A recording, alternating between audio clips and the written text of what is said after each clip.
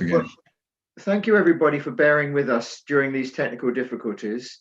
You should be able to do this through the Civica site, but that isn't working at present, so we're watching through YouTube. The one advantage I can get from that is I can introduce you to the faces of everybody on this screen, which is not the one you would have been seeing. So top left is Tony Ripley, the technical advisor. Then there is me. Top middle, Marcia Ripley, and top right is John Russell. We're glad to see you, John, and we'll introduce you later. But John Russell, CEO of Norton Motorcycles. Below that is Neil Shoesmith, our spares administrator. Paul Smith, our webmaster. Peter Scatchard, hand up, Peter. Who is will be coming in. I will be announcing later as vice chairman, and beside him is Peter White, who I'll be announcing later as elected as our chairman. Below them is Nicole Hill and Mark Woodward, our editor. Nicole, our treasurer, and Mark Wood, our editor. So once again, apologies, but we will now start the meeting. And if you refer, please, to your agenda. I almost feel there's been enough of an introduction by me in the chat.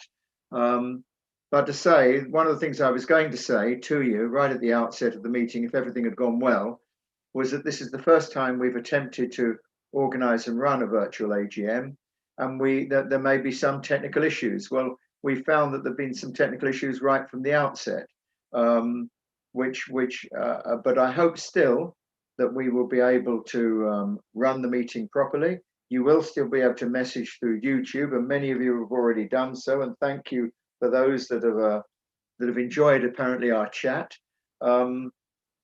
This is my last year as chairman of the Norton Owners Club, a job I've done for 10 years, and it's been a great privilege and an honour to have done so. I very much look forward, in any case, to carrying on with my Norton activities. I'm looking forward to visiting the Norton factory. I'm looking forward to attending, I hope, rallies and events this year. And most important of all, I'm looking forward to meeting many of the friends, many of whom will be watching this AGM. The AGM will not be as normal. There won't be the same type of interaction that we would normally have. And we do very much hope to be able to revert back to a more normal AGM. But I think we do now recognise the benefit of being able to have a wider franchise, more people viewing, and in particular more people voting. We have understood and accepted that perhaps the voting would have been facilitated by a briefer resume of the candidates, and that's but we will be looking at all of these matters, including these technical issues, but the way the vote is being carried out and the paperwork and so on. But whatever may have happened this morning, Marcia and Tony Ripley have been absolutely wonderful in preparing for this and dealing with all of the many issues that we've had to resolve to achieve a virtual AGM. We will move now speedily to, as we're behind time. The only apology I believe, Marcia, we received is from Alan Thrussell. Is that correct? Yes, that's correct. Thank you very much. If people want to message apologies, they may do so. If you know of anybody that's apologised, you want a message, then they may do so. The meeting is being recorded, and so, but the purpose of the recording, and we always record our AGMs anyway, is in order to be able to have a correct record of the proceedings. So I'll move on now to the minutes. To say that the minutes, of course, are rather out of date because the last time we held an AGM was in 2019. But I trust that people will have had the opportunity to read them. And the main purpose of this meeting is to identify any matters that may be outstanding. And there are few from this committee. Perhaps the one or two the only one perhaps to comment on is the issue of the setting up of the company and the reasons behind that. You recall at the last meeting it was reported that there were some legal proceedings against individuals of the Norton Owners Club. I'm happy to say those proceedings are no longer in place, and the matters are resolved. I very much hope that there is a true resolution of a rebuilding of relationships that might have otherwise have been damaged by that. But the reason for setting up a company was not something I particularly, as chairman, welcomed. I rather liked the club and the way we ran as a club, but these proceedings did us one favour, and that is to highlight the vulnerability of executive members, even to the extent of their houses being in potential jeopardy, unless we had limited liability status, and that can only be achieved by the formation of a company. And I'm pleased to say that the company has been now running since the last AGM. I hope that it hasn't made a great deal of difference to the way in which members view the club and members can participate in the club. I don't believe that it has, and it's certainly not that our intention that it should. So that element of the minutes has been put into operation, and we are now running as the Norton Owners Club Limited, but I believe we are still running as the Norton Owners Club. So I put these minutes to you for approval, and may I pass over to Marcia or Tony just to advise on how on voting, given that people will now be watching on YouTube, because I don't see the on my YouTube screen how that's now done.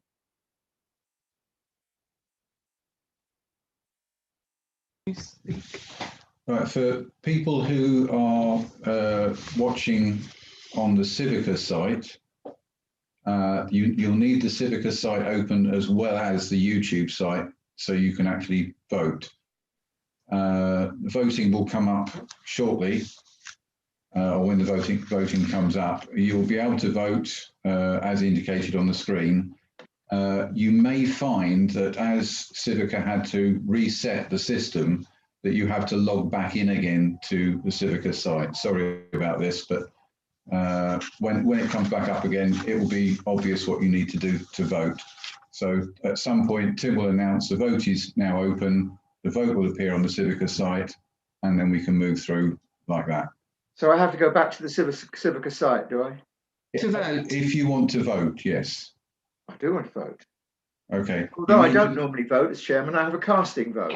Yeah. So in the unlikelihood that there is a tie in the yes/no vote for the minutes, I will cast my vote. Otherwise, I won't. So the vote then, and the motion is that we receive and adopt the minutes, and I'm then asking you to vote for or against that proposal. I can confirm that that is now on the Civica voting panel.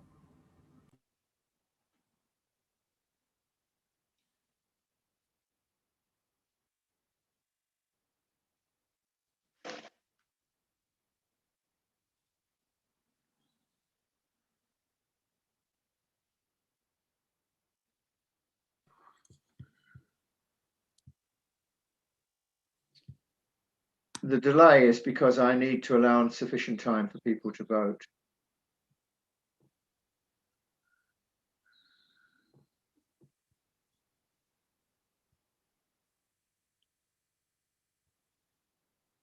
Right, well, can the voting, I think, could proceed, could it, whilst the next agenda item is dealt with, which is the chairman's report. I have already, through my opening remarks and through the minutes, mentioned some of the things that I would have otherwise mentioned. But I want to start by saying that it's not been a good period since the last AGM in respect of our losses. We've lost 4 very key and important members of the club. And first of all, Peter Williams, who was a vice president, and Stan Dibben, who was a vice president. Peter, as you know, was a TT winner and a very successful rider of Norton motorcycles. And Stan Dibben was the last world champion on a Norton motorcycle on a sidecar with Eric Oliver.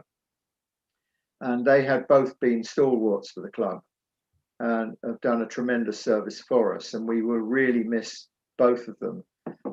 The people will know from previous AGMs the contribution that they both made, and what interesting and active individuals they were right to the end. I mean, Stan, well into his 90s, was still somebody who could tell a tale, and one that was certainly worth listening to. And that applied to Peter Williams as well, who not that long ago was still traveling abroad, attended our international rally in Belgium. So certainly we're going to really miss those two members of our presidential team. The other two of particular note are Peter Cox and Chris Grimmett, both former chairman of the club.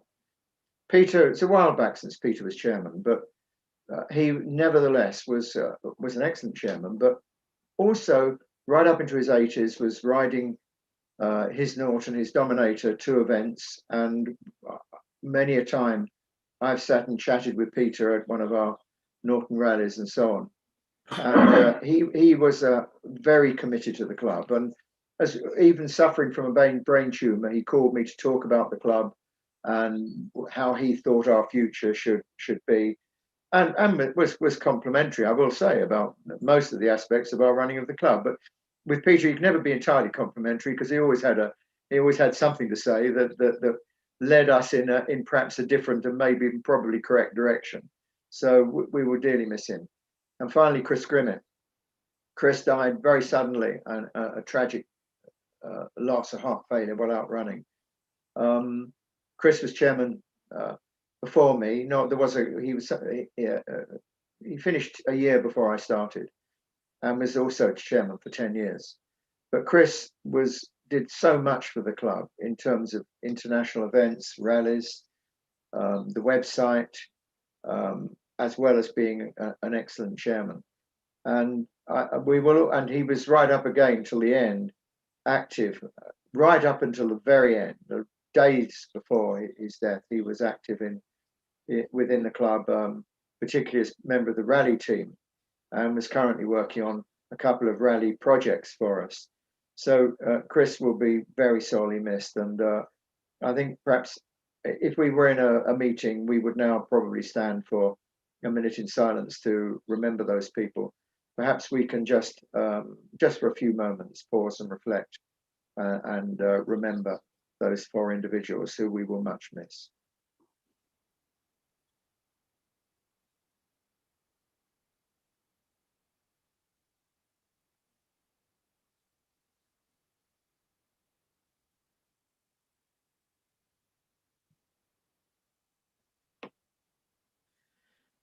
Thank you for that. My proudest moment, I suppose, today is the fact that we are the club that we are, that we work together well. You're looking at a screen, or have been from time to time looking at a screen full of people who work together, who respect each other, whose interests entirely for the benefit of the club.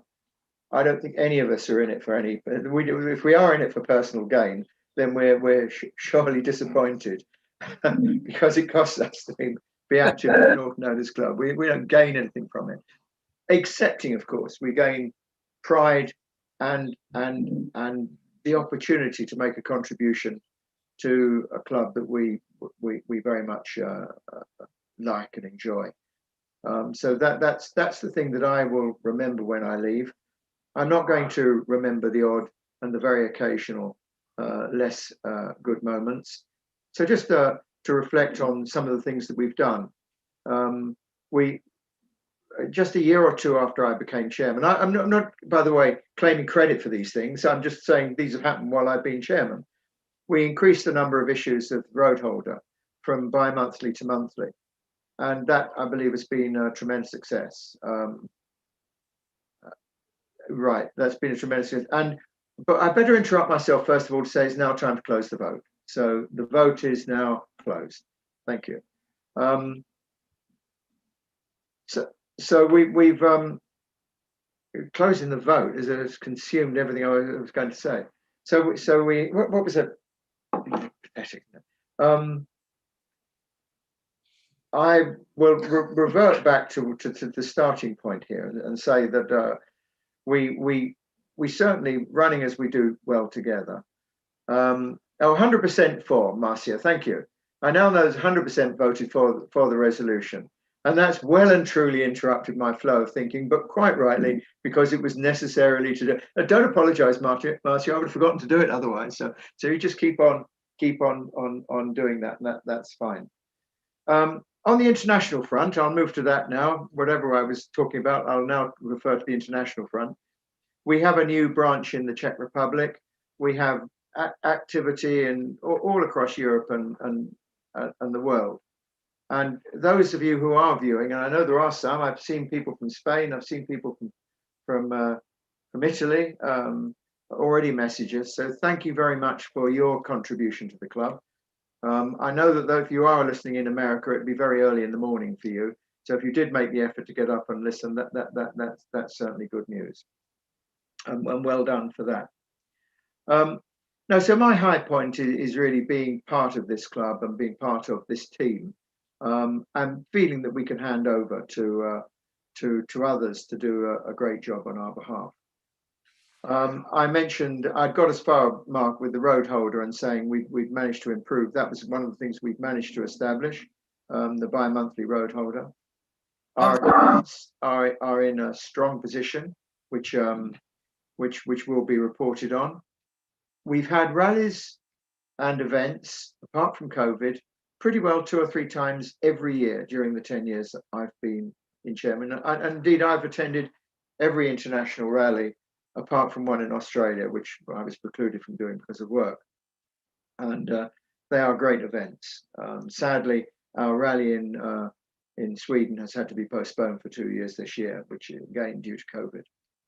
So I'm here going to be available to answer questions, but I'm acutely aware we got to a late start. So I think we better move now to the financial report.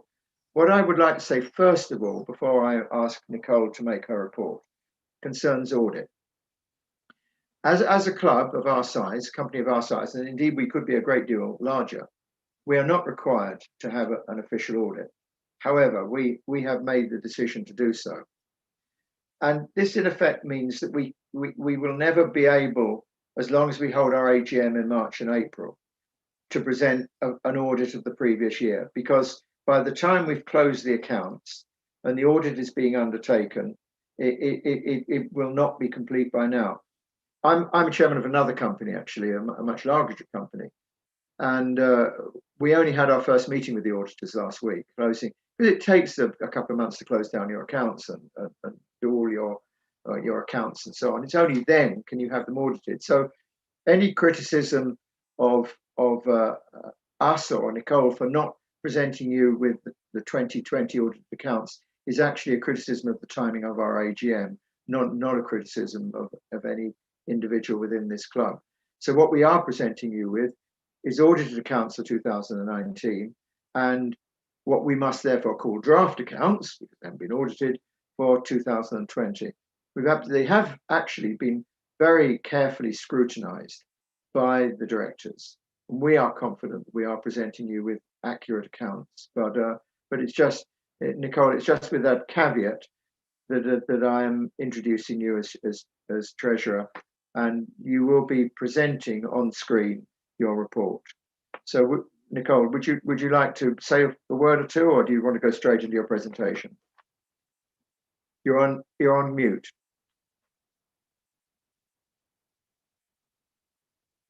Nicole, you're on mute.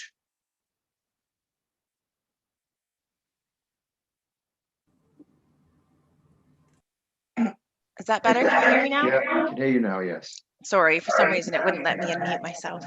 Yeah, thank you very much, Tim. I will, very brief introduction for anyone who I haven't met or spoke to before. My name is Nicole Hill. I've been the treasurer for the Norton Owners Club for, I believe, potentially 3 to 4 years. I'm embarrassed, I can't actually remember when. I've been a member of the Norton Owners Club for 4 to 5 years, originally joining in the Shenstone branch. Since joining the club, I haven't really had the luxury of time to be able to get involved with the Shenstone branch, but hopefully that's something that can improve in the coming years. I've worked as an accountant for 15 years. I currently work as a financial consultant for not-for-profit organizations and some government organizations. And I think that's probably it, I think, in way of introduction. I did join the Norton Owners Club for more of the social aspect. I don't ride myself, but am surrounded, for those who have joined my house, who have visited me in my home, know that I am surrounded by motorcycles, including 2 Norton motorcycles. And yeah, so I've been around Norton and feel like I've been kind of part of a Norton family for probably about 31 years, not to give away my age or anything. I'll go straight into the presentation. With the view that we have started this AGM late, my goal is to get through the accounts as quickly as possible, but I want to be able to try to cover the important or in areas of interest, but I'm quite confident that Marcia will give me a sign on the screen if I'm talking too much and it's dragging on. So that's quite a good thing. Bear with me for one quick moment. Can everyone see my screen okay? Nicole, we can't actually see your screen. We can only see your name. Right, okay, that's great. Thank you very much. Excellent. We can see it now. Perfect. Okay, that's great. Okay. If we move straight into the accounts, we'll have a look at our profit and loss account, both for 2020 and 2019. As Tim has mentioned, 2019 are fully audited accounts, with 2020 not completing the audit yet. But we're very confident that any changes to these numbers will be minimal, and hopefully I will capture them today for your knowledge on what will change. So if we just sort of make a start and look through the numbers, we've got our 2020 figures and our 2019 figures for comparability. Again, the idea was to go through each line, but with the interest of time, I don't think that's going to be very realistic for today. However, we will have a question session at the end of my small presentation if anyone has any further questions or wants to bring up any of these numbers that we can see on the screen here. One of the areas of note that I want to take a look at is our calendar sales. We've had 2 gentlemen who've very, very kindly supplied me with some additional income figures for 2019, where we've had some unreconciled numbers. And although we are aware of the numbers, we are going to have to make a change to the 2020 figures to incorporate that additional income for calendar. So the calendar income is going to increase by approximately £2,950, but we will be actually seeing that figure here because the 2019 accounts are fully audited and closed. Obviously, what sticks out, I think, straight away is the events where we do have a loss in 2020. This is purely down to the fact that we were unable to host any rallies or events in 2020 due to COVID restrictions. And we also have had to refund income that we took in 2019 against any of our 2020 rallies. So any income that we received in 2019 that were included as part of our rally income, we've had to refund. So that is why we are seeing a loss here. You will see subscriptions, which actually represents our membership income. You will see a very small decrease in the income, but we are going to touch on that in a bit more detail in a couple of minutes.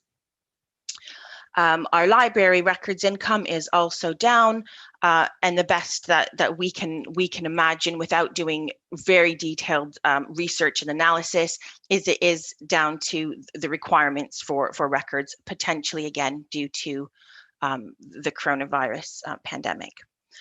Not that there's going to be ever any benefit of this last year. However, I think what we can clearly see is people have had a lot more times to stay at home, spend time in their garage, because you can see we've had a very, very nice increase in our spares income. In fact, we've had, I think it's about a 15 to 20% increase in income from 2019. And again, we do attribute that actually for being people at home and having the time to spend in their garages purchasing sales. If we move on to our cost of sales, these figures are absolutely in line with the decrease in sales for merchandise.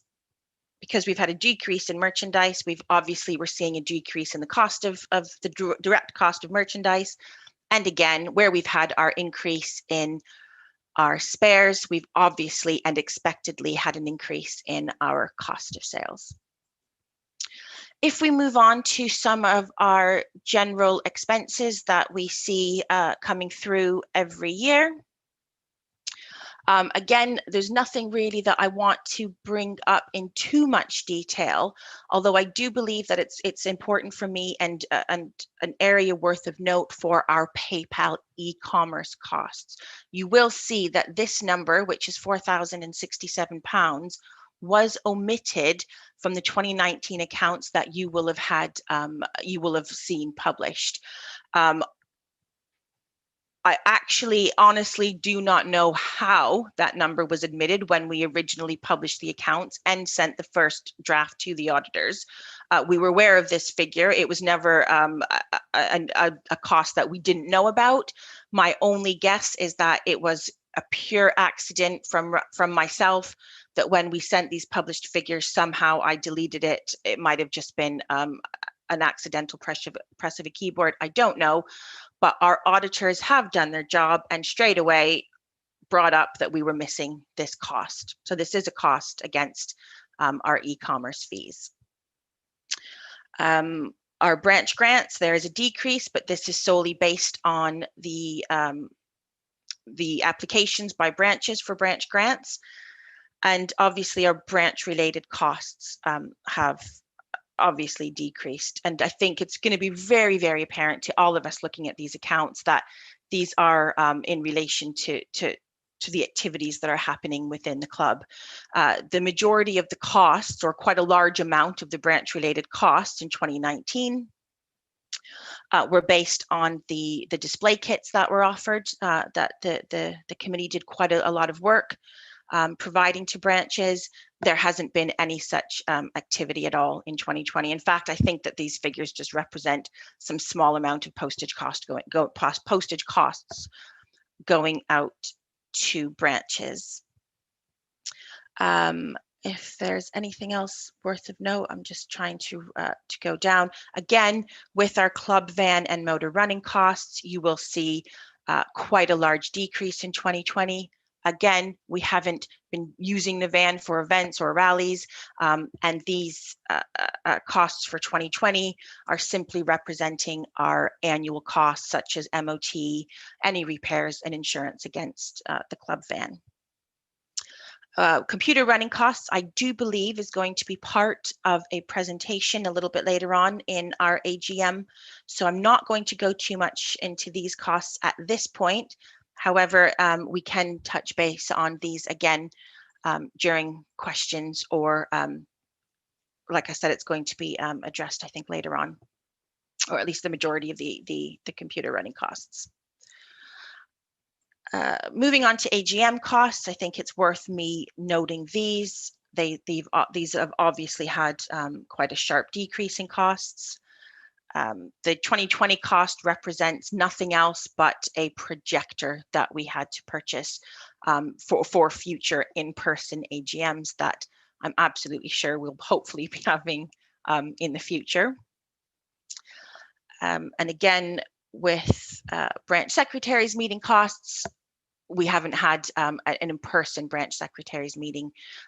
So for 2020, we don't have any branch secretaries meeting costs that have been recognized. We didn't actually have branch secretary meeting. Again, going through the figures for any EC costs, EC travel, you can see quite a sharp decrease. Where we do have EC committee costs in 2020, these costs are relating to, and potentially arguably maybe shouldn't be sitting in EC committee costs, but the costs are relating to a storage unit that we've had to rent after we vacated our space in Donington. Donington Norton, I should say, sorry. So we've chosen to put these costs here just so we've got a clear view of any of those costs. The EC committee travel costs. Now, again, I do want to mention that because there is actually a cost there. They do relate to the fact that earlier on in the year, we were able to have a couple, I think one meeting, I believe. And also we had some members that very kindly volunteered to work on our space at Donington to transfer anything that we were holding there over to the storage unit that we've had to rent. PO boxes for EC members. Now, I did want to touch on this because one of the things that we do try to do is where we have PO boxes for volunteers, we do try to allocate that to a specific area if we can. So for an example, if I were to purchase or you have the use of a PO box, I would try to allocate those costs directly to our accountancy costs. But where we have EC members who, for right reasons, would want a PO box instead of having their home address published publicly, we do have this line for PO boxes. Again, events, I believe, are self-explanatory for 2020, and this £50 cost in 2020 is nothing else than a cancellation fee of money that we couldn't reclaim. As we go down our rally costs, our rally expenses, it's very clear that we've obviously had these costs in 2020, and we are not seeing those costs come through. And sorry, we've had the costs in 2019. We're not seeing those same costs come through in 2020. Probably worth noting that we have had an increase in insurance costs, and this is unfortunately completely unavoidable. We've had an increased insurance on professional indemnity, as well as an additional requirement for classic vehicle club insurance in 2020. Our legal and professional fees, I think, is certainly an area of note that is very obvious in the accounts. We have obviously high legal costs in 2019, which unfortunately were unavoidable.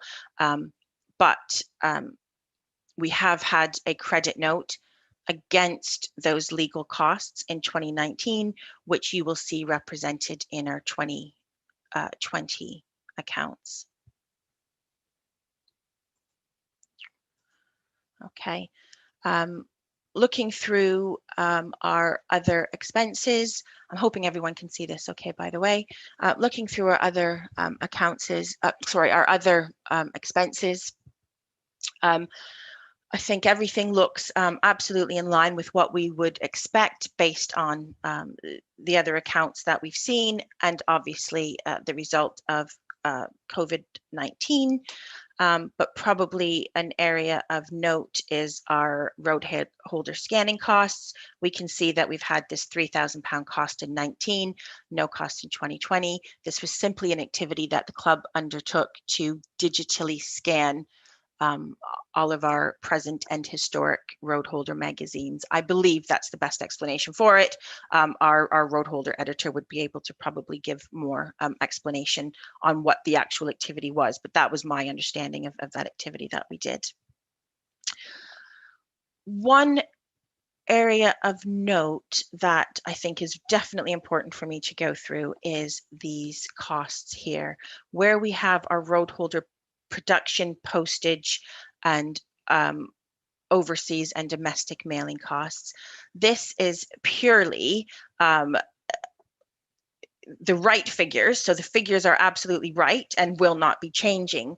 But my presentation from 2019 to 2020, I would say, was absolutely drastic. So first of all, I want to apologize for that, but to assure you that these numbers are absolutely correct. I can give a better explanation of what these numbers should be. So for 2020 and 2019, the production cost, which is from our printers of the road holder, is indeed 24,840, but it's probably worth note that the actual production costs in 2019 are £29,697. What's sitting in there is the postage that's missing down here. So the actual production cost was 29,000. The increased production cost in 2019 are because of our 60th, I believe, anniversary road holder magazine, which was something that we don't do obviously every year. So we had the increased production costs in 2019. Our overseas postage costs, again, are right as they are listed here, where we have our 15,000 in 20, our 16,000 in 2019, and where we have our domestic postage costs. For 2020, the amounts are correct at 2494, and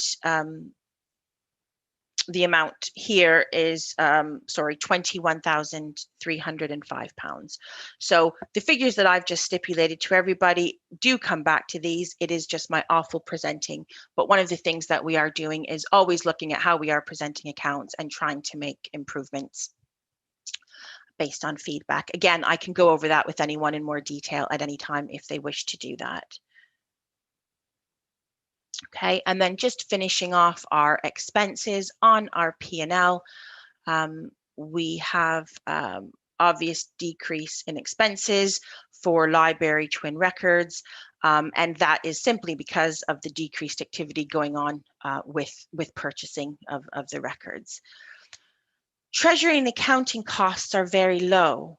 The reason for that is, as Tim explained at the beginning, before my presentation, we did have the 2019 accounts audited after, what would have been our 2020 AGM. And as a result, and agreed with the auditors that we are in partnership with, we don't pay for any audits that aren't complete. So we will be seeing our 2019 finalized audit figures come in to our into our 2020 accounts. We have not yet had that invoice, which is why I can't represent it here.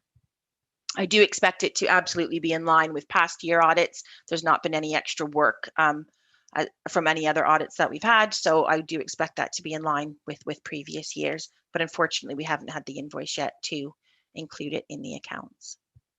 Okay, the rest of the numbers listed here are general, our normal accounting, our normal accounting P&L costs, where we've got our bank interest received.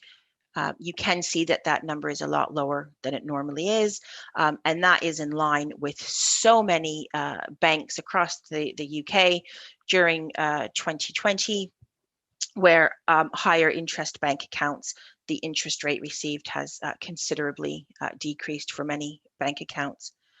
So that's just in line with what banks are doing with their interest accounts. Okay.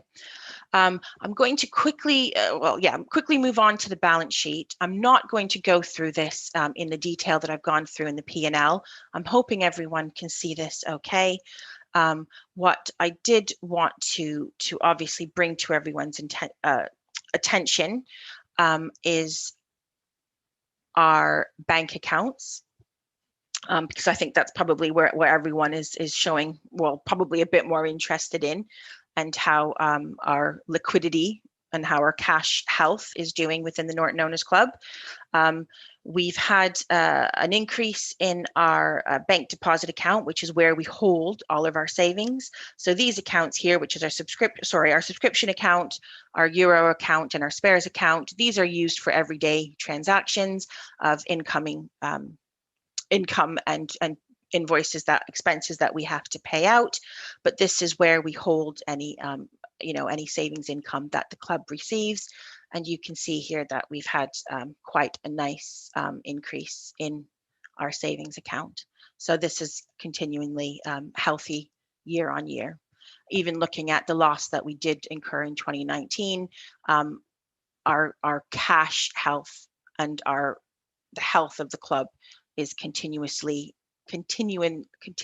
strong and healthy. Okay, so I think really, of course, we're going to come back to any questions. I don't want to skip through anything, but just with the interest of time, I don't want to take too much time with the accounts.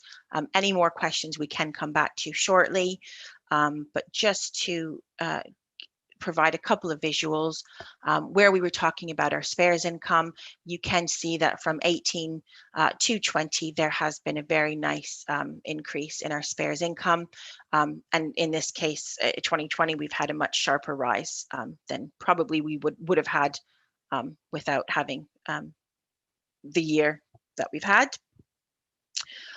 Membership income, I think I said that we were going to touch back on our membership and our membership numbers. What you'll see here is a very slight decrease in membership income from 2018 to 2020. It is very slight. Now, I want to mention that our membership is growing, and it has grown year on year. What we're seeing here with the decline in the income is purely based on the reduced amount of 5-year subscriptions that people are buying.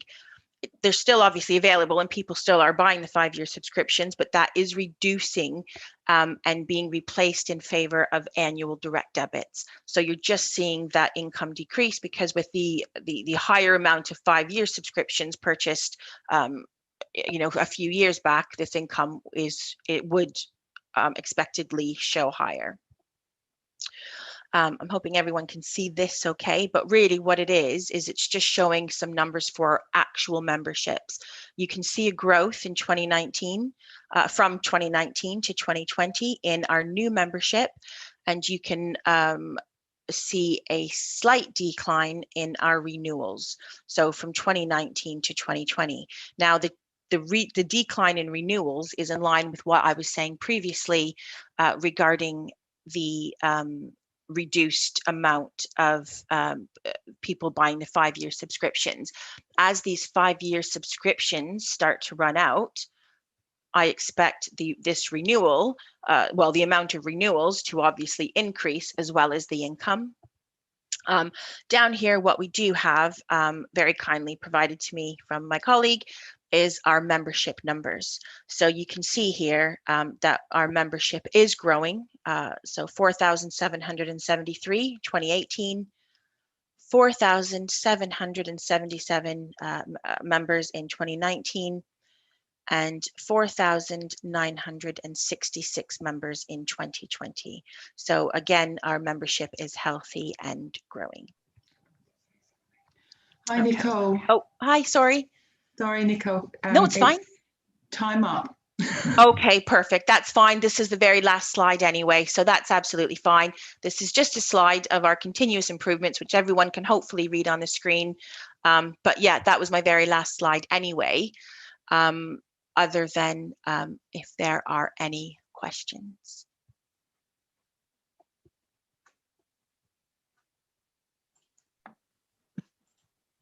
Thank you, Nicole, for your excellent report, and we're all very grateful to you for the task that you've undertaken.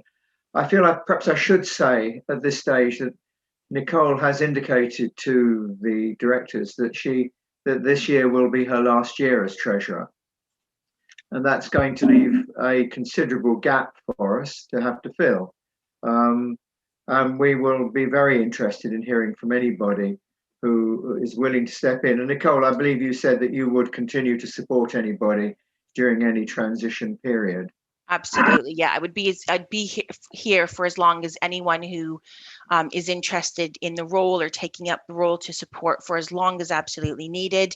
As well, I know if anyone has any questions about the role, I'm going to do my best to document what the role entails. But again, if anyone has any questions or wants to go through any more detail, that's fine. The only question I've received, Nicole, is it's a comment really rather than a question from Sandra Osborne. Okay. Who informs us that the correct calendar sales figure is 7,901, and that she has informed us of this. Yeah, and that's in line with the increase that I had talked about of the 2,900. I do believe that the 7,900 for 2019 includes VAT, whereas the numbers on our accounts don't include any VAT. So the increase for 2019 will increase by £2,900, give or take a few pounds, net of VAT. Anyway, our position is that to Sandra, really, if there is any matters that need to be resolved, we will certainly seek to resolve those in the next few weeks before the accounts are audited. Yeah, Sandra and Dallin have very kindly sent me over their income and reconciliation sheets for me to work to, which is greatly appreciated. So I don't know whether there are any other questions. Let me see, there are some coming through. I think there's another one from Sandra. Branches have put in place what happens to their funds if the branch closes. What happens to the funds if the national club, God forbid, folds? So I think Sandra's question is that you've just identified we have some £200,000 in the bank. What would happen to that money if the club were to go into liquidation? Marcia, can you answer that question? That issue's already covered. It's in our articles of association that should the club fold, then any monies left over from it, after all our credits and debits have been paid, will be donated to a suitable charity with similar aims and goals. Right. Those are the only two questions that I have received. So sorry, Tim, you need to open the voting to accept. Yeah, I'm going to do that. I'm just waiting to see just giving a little bit of space, Marcia, to see if there's any further questions come, looking at the screen, and they haven't. So the next vote is to receive and approve the accounts. There was a question from, I think, Tony Lockwood saying that it wasn't working. You do have to go back into the Civica site to vote. You can't do it from YouTube. Peter Scatchard's got a question. Yeah, I'm just going to. Where is the site? I'm on Zoom. I can see no facility for voting. Do I have to go back to Marcia's original email for the link to the Civica site? Tony, can you answer that question? The answer is you have to return to the Civica site. Tony is nodding to that. Yes, you return to the Civica site to vote. Where is the Civica site? That was on your email sent by Civica, Peter. Okay. So the voting is now. Can I just add also, when you go to there, you have to go to the small red box on the top right, which pulls down a drop-down menu, and voting is amongst one of the options there. Okay, thank you. Thank you, Mark. And that's a briefing for other people as well. So thank you, everybody, for that. So the vote is now open to receive and approve the accounts. I'm going to leave that open for a few minutes. So we will proceed, because of time, to item 6, which is item from Branch Secretary's annual meeting. Peter, are there any important items to raise now at this stage?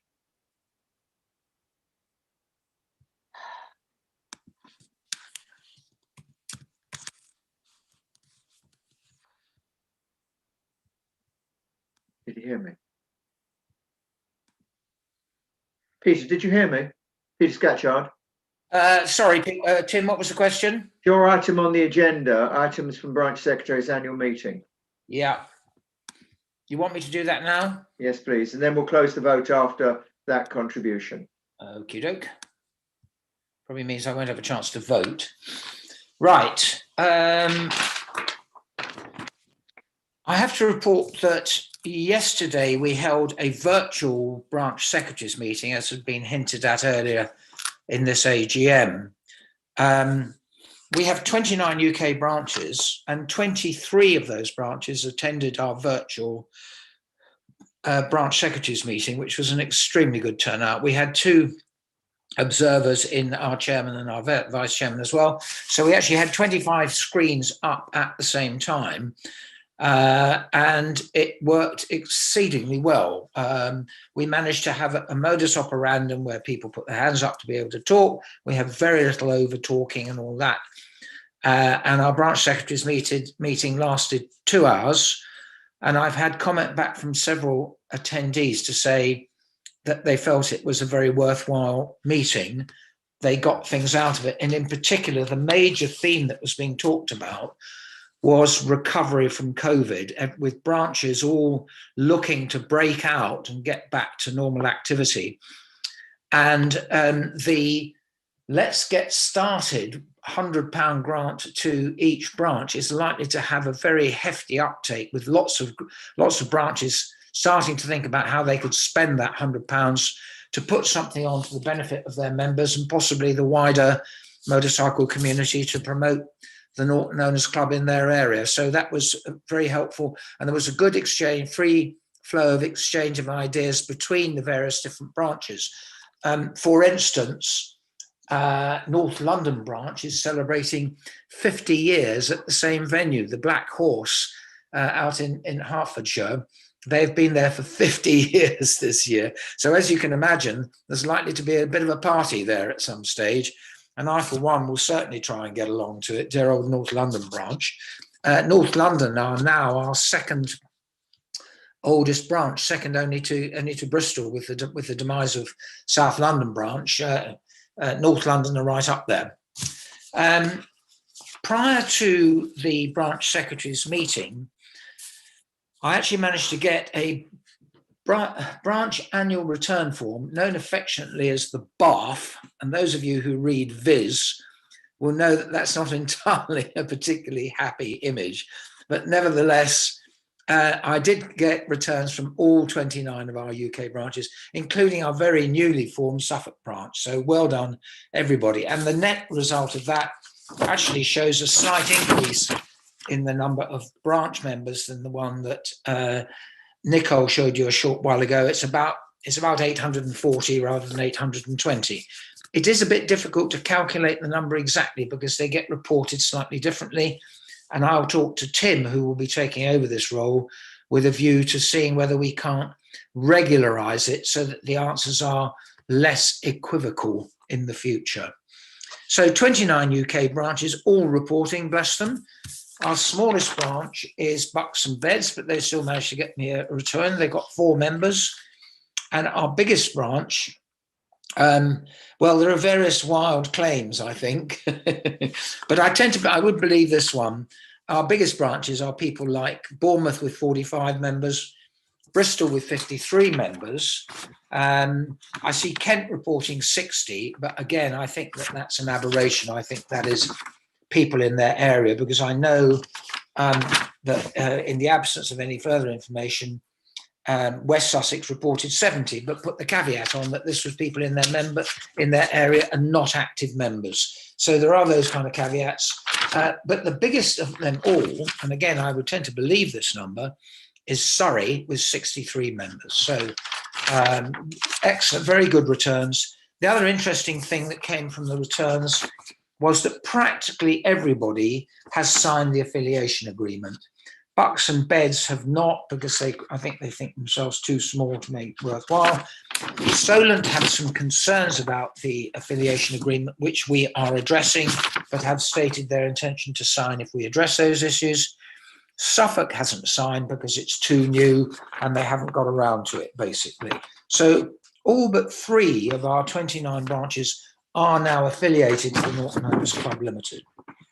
The only other bit of information I can give you is that of our 29 branches, only 14 charge a membership fee. And not charging a membership fee is nice for the members, but it does actually make the counting of the members that much more difficult. If you charge for a membership, then you can actually add up the number of people who've paid and give yourself a membership number.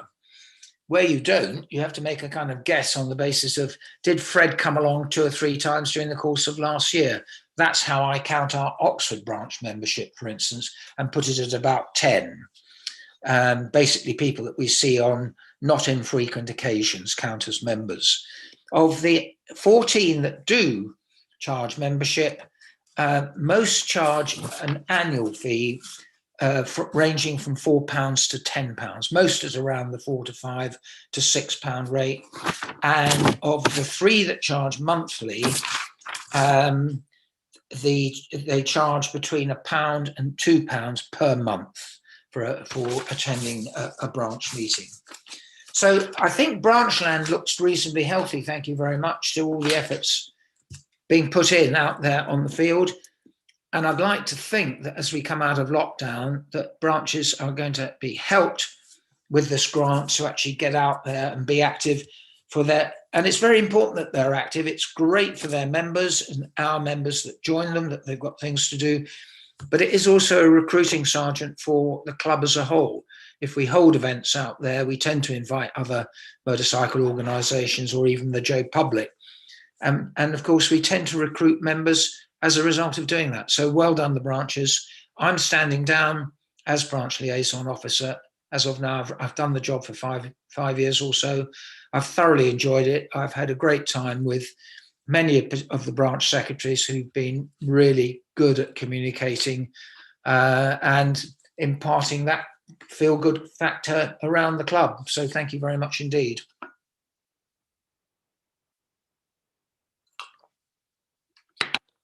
Tim, you're muted.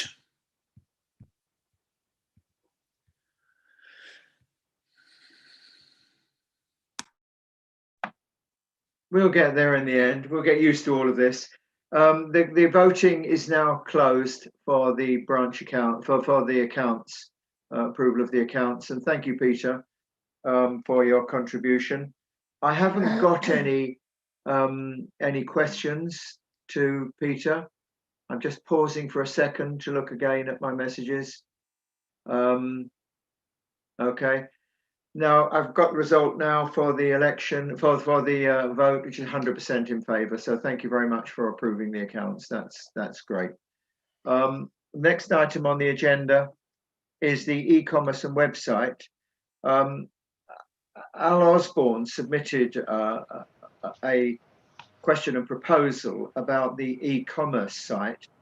In essence, he is proposing that we upgrade the e-commerce site, I think down to his experience of using it. And he made also some proposals, made a proposal of a company we could consider going to for a quotation. I'm going to ask Paul Smith, our webmaster, if he could make a contribution here, please. Hi Tim, thanks everyone. Hopefully you can see my screen. I'm just sharing a few charts. Can someone confirm to me when you can see those, please? Hi, Paul, we can see those. Lovely, thank you. Okay, I'm going to just spend a few minutes. I'm going to be as brief as I can. I'm going to talk about 2 things. One is the e-commerce system, which is a fancy name for our NOC shop. We all know what that is. And also we've had quite a few questions over the last couple of months about IT spend, and Nicole alluded to going into that into a bit more depth, and that's what I'm going to do. So first of all, just one chart really, just to bring you bang up to date. So our NOC shop, so what we've done, we've agreed that we're going to replace it. We do appreciate there are some limitations and some problems. You know, we have the calendars, sometimes the accounting's quite complicated, Neil on the spares, and obviously Robin for the merchandise. And, you know, time has moved on and technology has moved on, and we can implement a new system, streamline it, and make it more effective for us as a management team, also hopefully a lot more pleasant for the end user. So we started a tender process mid-February. I wrote a supplier briefing with the help of input from each of those areas of the shops and other directors to explain to potential suppliers exactly what we want and what we expect and the functionality of a new system. We went out to 4 bidders, and I put their names there. White Hot Design, company called Wiz, company called Maxweb. Wiz was the company that Al Osborne recommended to us, so thank you for that, Al. And Welford. Unfortunately, Welford dropped out quite early in the process. They had some perceived security issues. They didn't explain them particularly well to us, and we didn't agree with it, and no one else seemed to have an issue. So we think they probably just got enough work and they weren't that interested, so we lost those. The other 3, however, so White Hot, Wiz and Maxwell, have all supplied us with very good proposals, and they came back last week. I put a deadline on them. You can see that a few days ago, 24th of March. I did that intentionally aligned with this AGM so that I could report on that. So we've had those proposals in. We started to review them, and then I'm going to be making some recommendations to the board on the next opportunity meeting in April, and I hope then we can roll out. And the expectation really is a couple of months after that, we'll have a test system up.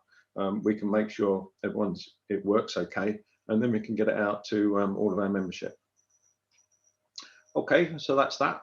I've got a couple of charts now on the IT spend. Just wanted to break it down really, because it's quite a lot of numbers flying around in some emails recently, and just want to put some reality onto that. So we spent, as you can see, just under 8,000. This is from January to December in 2020. And the breakdown of that figure, you can see over half of it is what we call development costs. Well, what does that mean? So it's things that we do for the club, bright ideas that we have. We want to improve things for our management of the club and for the benefit of our members. So we spend that on development, and you can see just under £4,000 there.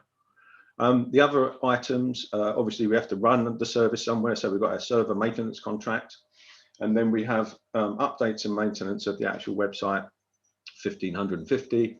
And then there's some small costs below. You can see the descriptions there. I won't bore you reading those out. So if we look at those particular development bits, well, what were they? So we did an upgrade to the PayPal system to PayPal Pro.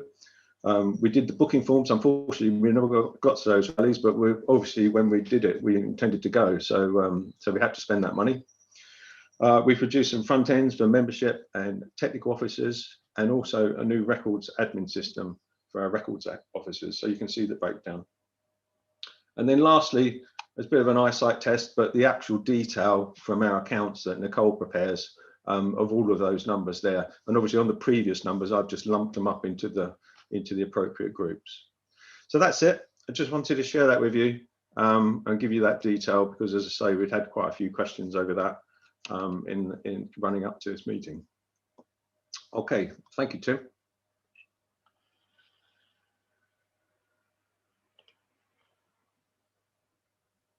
You're on mute, Tim. Yeah, I thought I'd clicked on it, but I hadn't. So thank you very much, Paul. Again, I haven't received any questions. Marcia, have we had any questions you can see? No, we are avidly monitoring the system, and we've not seen any arrive yet. I'm trying to look at YouTube. We're getting questions through YouTube as well, which is, but my my little device is not playing ball necessarily. So thank you, Paul. I think we have no questions to that. Yeah. Tim, sorry, Tim, can I just interrupt? We are actually watching YouTube as well, so we're monitoring that question system as well. Thank you very much. Right. So we now need to move to the next item, which is a video from our club president. He obviously wasn't, he felt sufficiently technologically challenged to not be able to join in this directly into this Zoom conversation. But Paul went down and took a video. The quality isn't the best, but we would like to hear from our club president. So can we play that, please?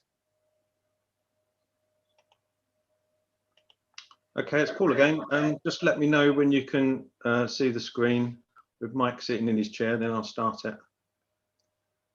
I can see it. Okay, here we go. My fellow Nortonians, Chairman Tim, ladies and gentlemen, jabs and non-jabs, welcome to our outside studio, Metro Goldwyn and Smith in Hampshire. We're making a film. I'm the warm-up act for this year's AGM, which we didn't get to last year, and I'm going to cover what I hope are a few relevant points. My original notes, would you believe, lasted nearly 15 minutes, so I've cut it down to 7 minutes, but if we run out of time, you can blame me. I'm going to cover what I hope, as I say, are relative points rather than specific points off the 17-page electronic agenda that came through on my screen. But quite a lot to get to, and of course we're following on from the terrible 2020, not motorcycling's best year. I mean, it was like sewers, the foot and mouth, 3-day week times 50, all called into one. Us seniors just about managed to cope, but it's so frustrating for people who are active motorcyclists. I do sympathise, and I bet you can't wait to get back in the saddle. I know how you feel. Well, now, let's do the bad news first. We've lost some good people this year. 2 vice presidents. For one, Peter Williams, great man, great contributor, a great boffin. I first met him at Greaves in 1966. I was the rep and he was in the drawing office, and we've got on like a house on fire ever since. Luckily, I went to see him at that home just off the Foss Way in Feb, I think, and it was 90 fun-filled minutes of reminiscing and laughter and pulling the motorcycle racing game to bits and so on. Promises to go back and see him again, which were not fulfilled, of course. Then we lost our fellow Vice President Stan Dibben, who, another good bloke, racing background, passenger to Eric Oliver in World Championship days, and Stan a good racer on a solo in his own right. And I know how much he cherished being Vice President of Norton Club, along with all the other honours he'd accumulated. We've lost Chris Grimmett, who I got to know quite well on the build-up of the 50th anniversary of the club at Donington a few years back.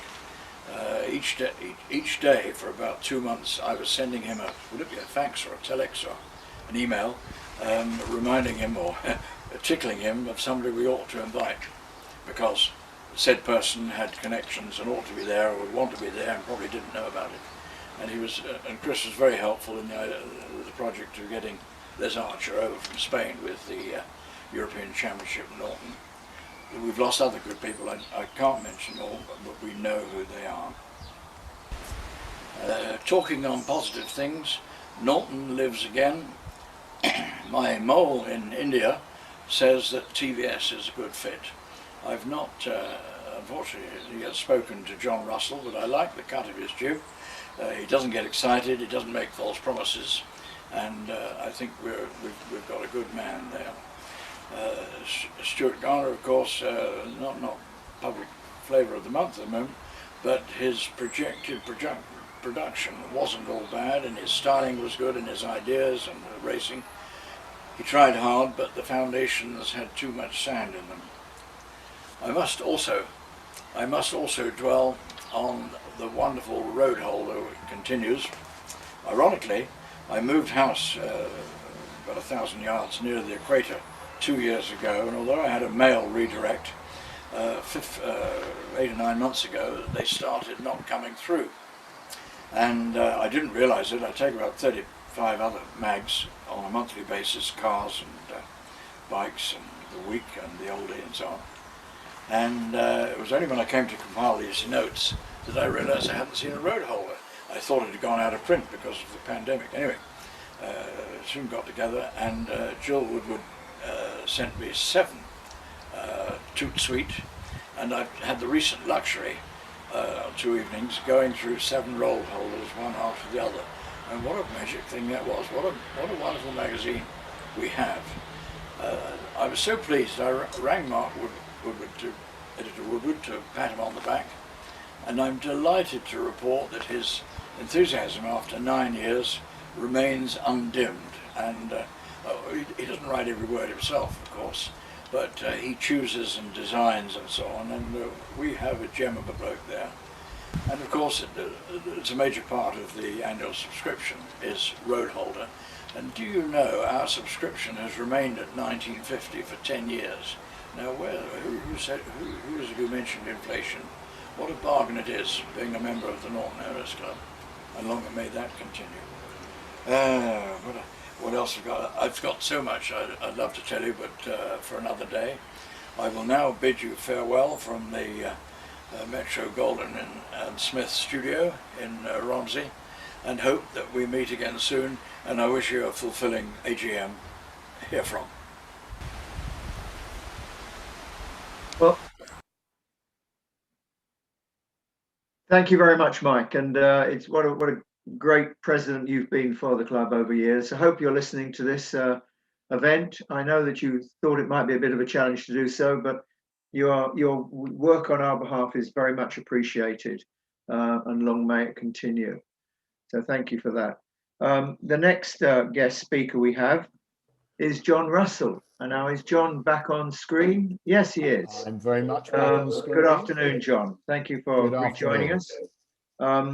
So you're going to make a little bit of contribution, then 1 or 2 of us may ask you some questions, if that's okay, and also questions from the audience. If they forward them to us, we will try to make sure we get them to John. Okay, so over to you, John. Okay, thanks, Tim. Well, firstly, can I say what a delight it is to be here. I'm slightly confounded by the virtual format because I normally judge my speech length by the departure rate of the audience, and it's very difficult to read that in this sort of situation. I'm very heartened by Mike's comment about my jib. Now, being a sailing person, I know exactly what he means, but it's a really encouraging intro to this speech. So thank you, Mike, if you're listening. Now, there's obviously been quite a lot of publicity about what we've been up to, so I won't try and run through all of that. What I try and do in sort of 5-10 minutes or so is just give you a bit more of the background, fill in a few of the gaps, and then hopefully take whatever questions you have out there. But firstly, just a comment from Sudarshan Venu. Now, Sudarshan Venu is the Joint Managing Director of TVS. He's part of the family. He's the son of the current chairman, and he's obviously the man that will be leading the company in the future.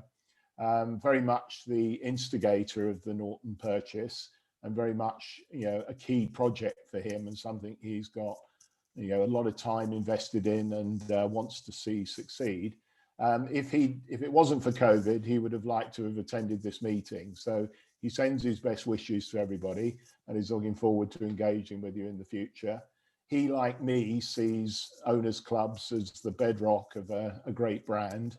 If the owners' club's in good shape and good relationship with the manufacturer, generally speaking, most things are working well. So he sends his best wishes and thanks you for your support. So I want to cover sort of 3 topic areas, really. One is a bit of background infill on TVS and a few things going on there. Then talk about what we've been up to for the last 12 months, because we're a couple of weeks away from the anniversary of the acquisition. We've been very busy, some of which is evident to you, some not so. And then finally, a few words about the immediate future, what we're focusing on, what's likely to come from us.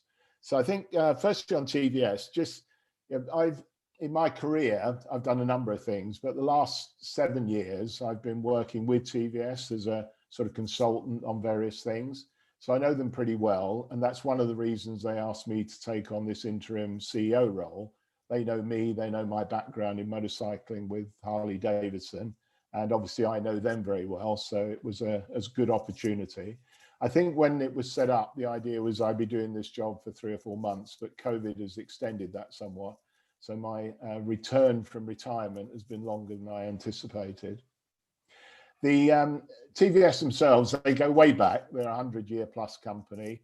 They got into motorcycling in the sort of 1970s, and they built up a fantastic business. They build over 3.5 million two-wheelers a year, so a very significant motorcycle manufacturer.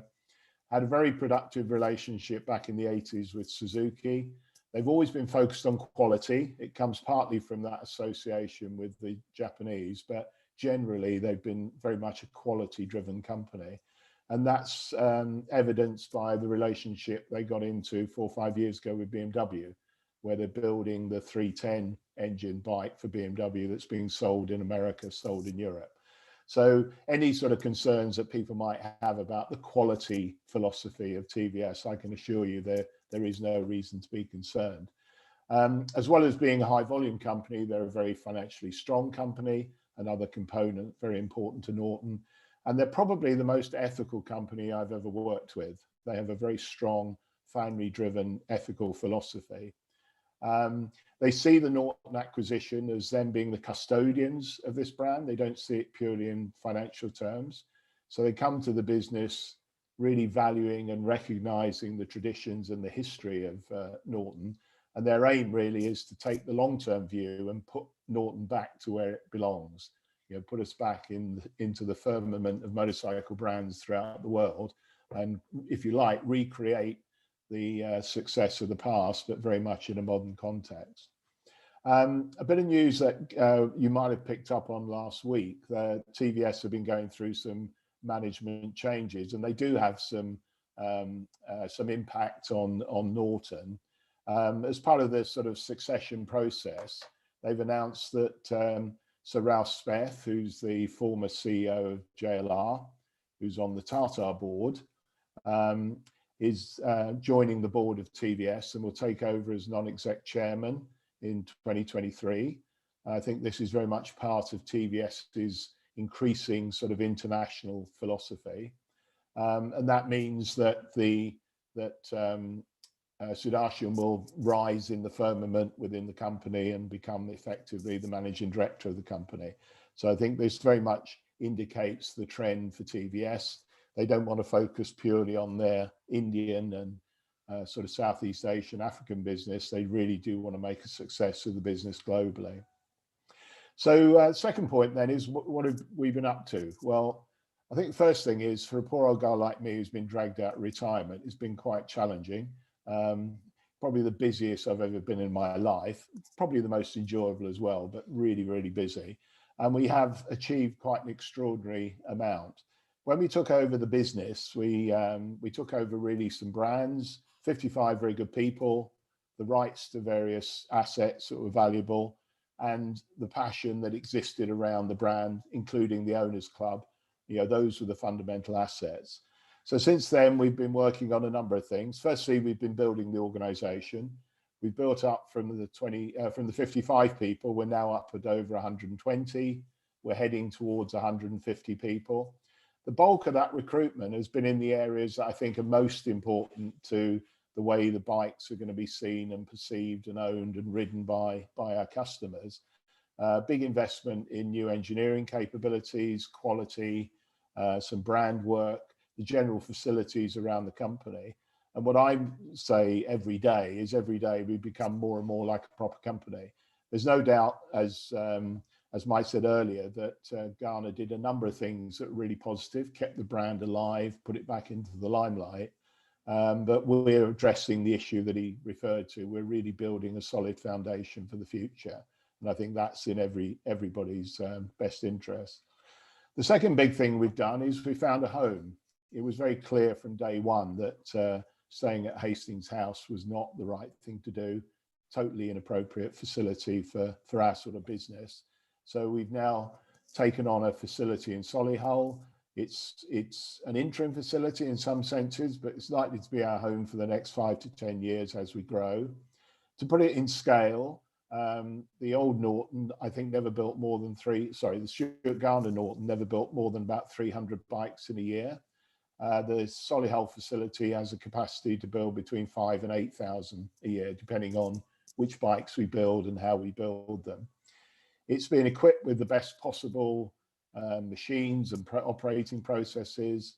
We employed a very capable design company to do the redesign of the building. They've worked on things like the RSC Theatre in Stratford. They've done all the design work for the big JLR investments in the West Midlands. So TVS is spending the right money to get the quality right and spending it in the right areas. Then the third area we've been working on is to actually get back into production. First phase of that, you know, the limited run of Commandos, which has been received very well. The bikes are very good, been subject to processes they weren't subject to in the old Norton. And we've put a lot of time and effort into getting V4SS properly evaluated, do the quality maturing processes that weren't done before. And we're confident we'll be back in production with that bike and able to satisfy the outstanding orders in the coming months. But that bike will be, you know, subject to the sort of standards that you'd expect from a world-class motorcycle manufacturer. And that's our first real statement about the type of bikes that you guys are going to be seeing in the future. And so finally onto the future. The first thing is, you know, we've got to, you know, put into place the production and manufacturing and supply chain actions to put the next products into production. And that includes the Atlas product and the V4RR, both of which have been previewed, both of which have customer orders. That's going to take us a while. We're not ready to sort of give a definitive timing for those. We've got work going on the foundation engineering to make sure that those bikes are going to be the bikes you expect from us.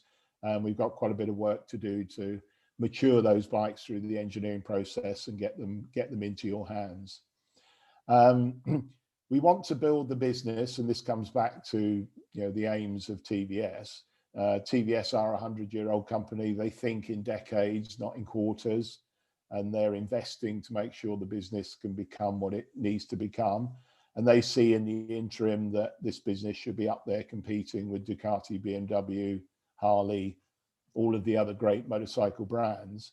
And really what they're trying to do and aiming to do and what they will do is put Norton back to where it belongs, and hopefully sort of pay back all of your loyalty to the brand by giving you a contemporary version of the great bike that you already ride. So I think on that note, and being aware that I'm the only thing between you guys and lunch, I'll pause and happy to take whatever questions you have. But thank you again for inviting me. John. Thank you very much. Sorry, Marcia. Sorry, I was just going to point out to John that in the chat, if you can put chat up, we've transposed some questions for you. I've got some questions here as well. John, first question I've got is, will Norton produce an affordable motorcycle like Royal Enfield? And that was from Kevin. And from Ken Rawlinson, will TVS, will TVS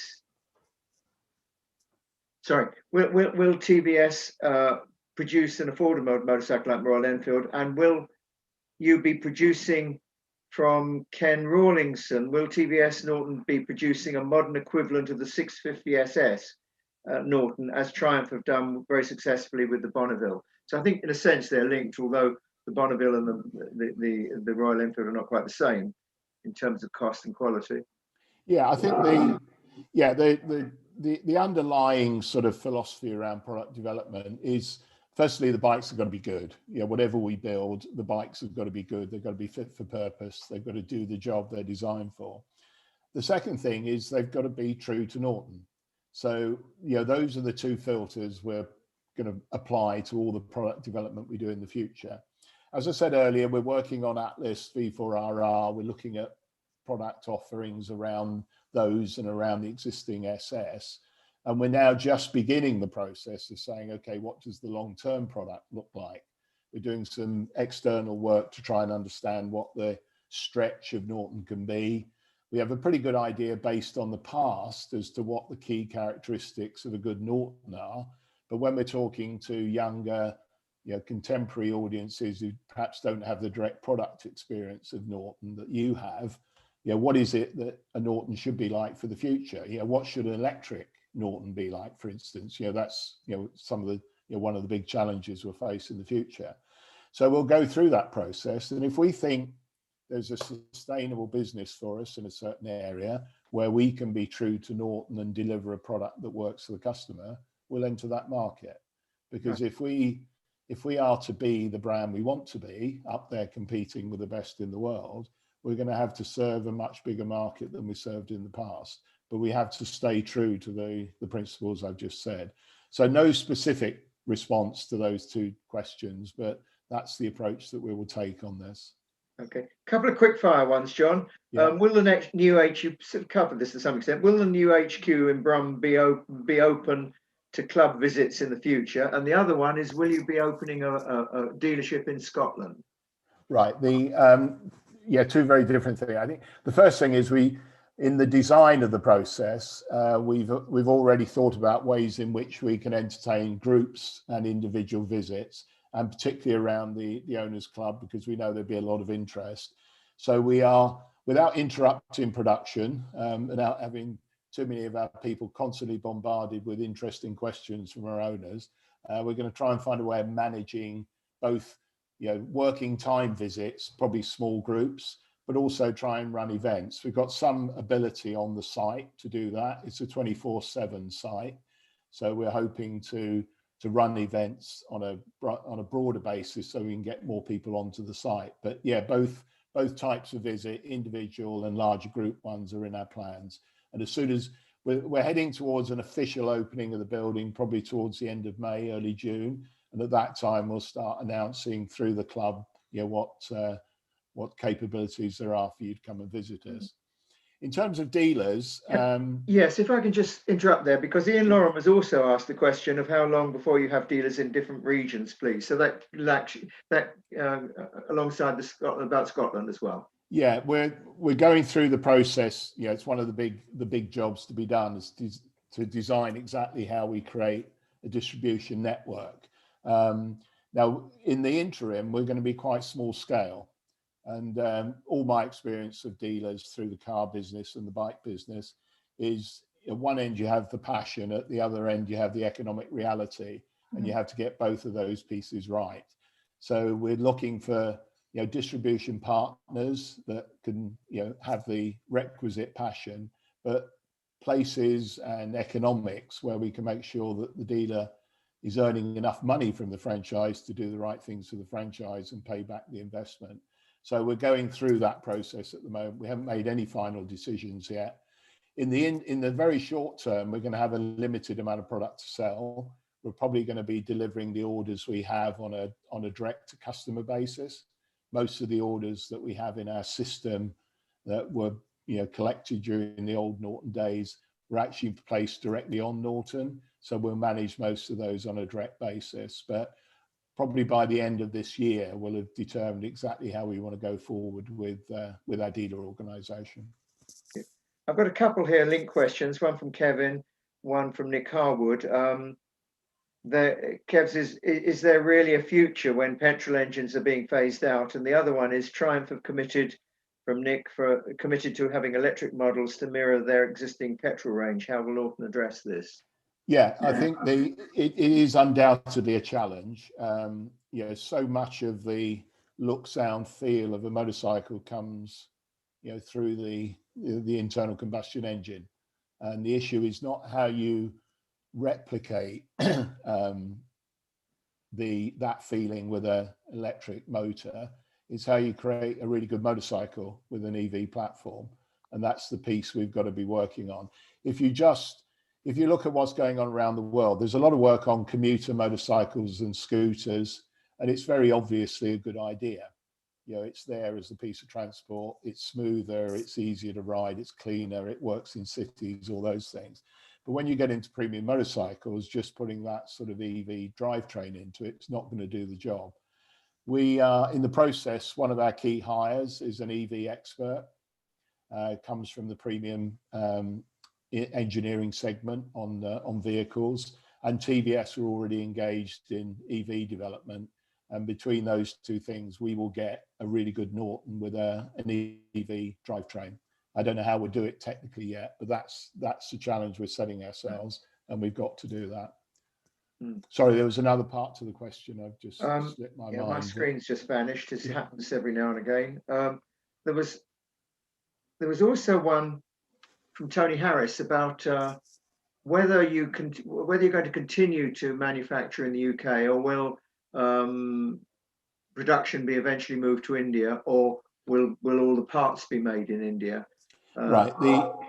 I think first of all, the only way for TVS to achieve their goal of premium brand status and global domination of that segment is through doing it as a British brand. Now, that doesn't mean everything made in Britain, but it does mean that we're fundamentally a British brand. And I think what that means certainly in the medium term, means we will continue to do what Norton has done in the past and what every other motorcycle manufacturer does, have a mix of UK supplier sourcing, global sourcing, and local manufacture. And that structure will continue. We will look at opportunities to grow the brand in other ways. There may be ways in which some Nortons are manufactured in India in the future, but there's no specific plan to do that.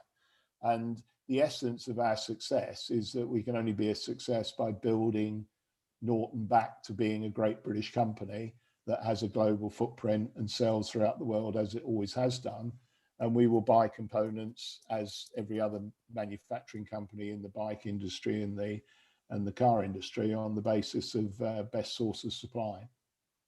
Thank you, John. Yeah. Are there any other questions from the audience that I can see in front of me? Peter White. Hi, John. You were talking earlier about Ralph Dieter Speth, or Professor Sir Ralph Dieter Speth, I believe his full title.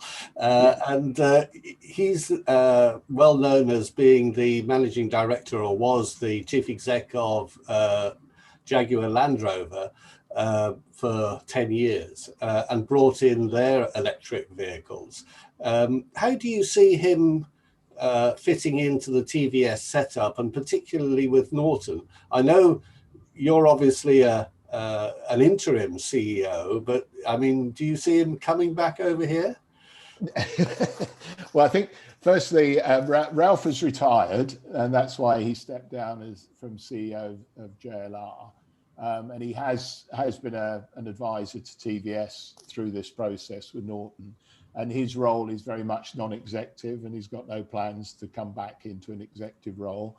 He's still based and lives in the UK, and so he will be traveling to India in his role as non-executive chairman eventually, but initially as a board member.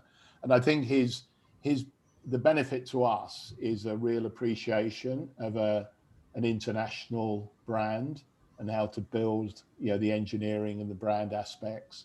And that's going to influence the way TVS think when they're having a board discussion about the performance of Norton.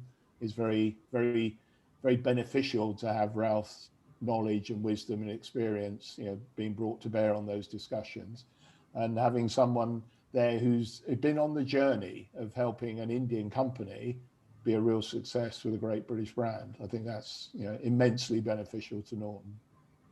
Thank you. I've got Benny from Holland he's asked a similar question about affordability of bikes, which I think you've covered. Affordable bikes. There's obviously a demand for that. Ian Loram also mentioned the desirability of building a tourer, because you appreciate a lot of us are the sort of motorcyclists that go off for long distances with stuff on the back, So that's cropped up in the questioning. Will spares still be available for the 961? Is another question that's come up. And Ian Loram also on the range of bikes over the next few years. So I've knocked in a few into one question there. Right. But I can come back to them. So it's 961 spares, range of bikes, affordable you've dealt with. So that's the main ones. Yeah, I think if this goes back to work I did at Harley Davidson, if you actually analyze the bike market by not so much the technical configuration of the bikes, but by what people do with them, the vast majority of riders are touring.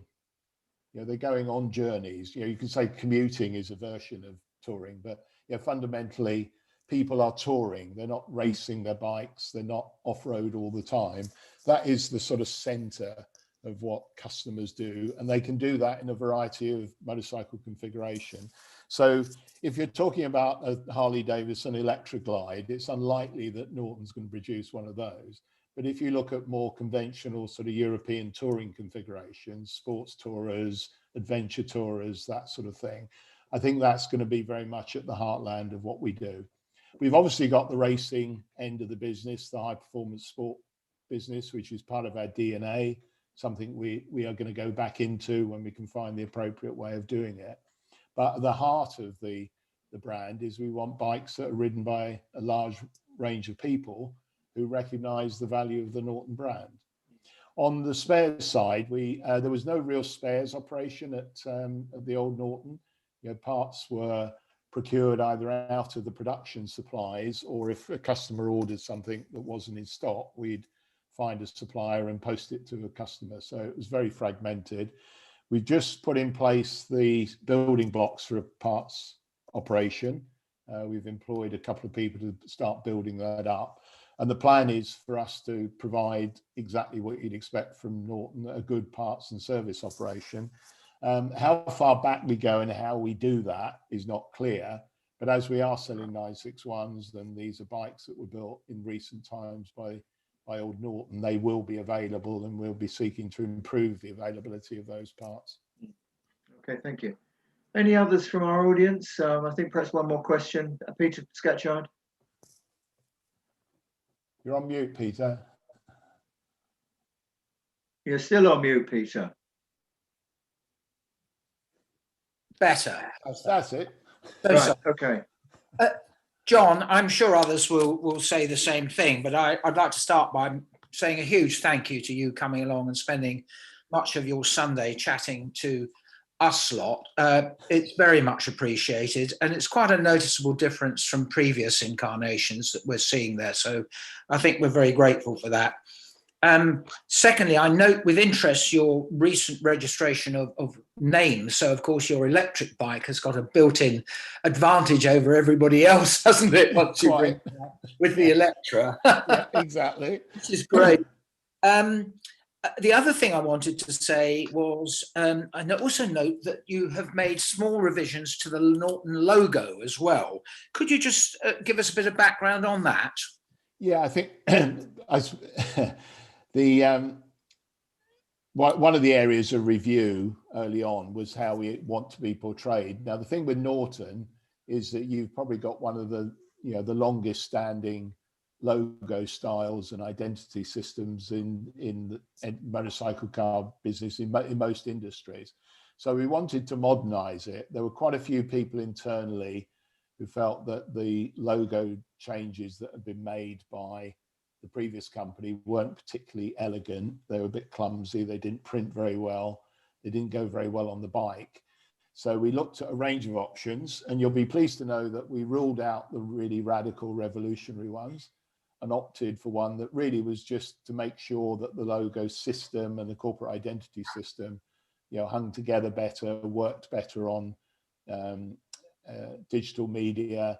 Actually, the actual layouts and getting stuff printed and such like work better. So it was really like so many areas of the business we're looking at really fundamental change, but lots of them we're just looking at bringing them up to date, making them work better, making them look better. So that was the background to that.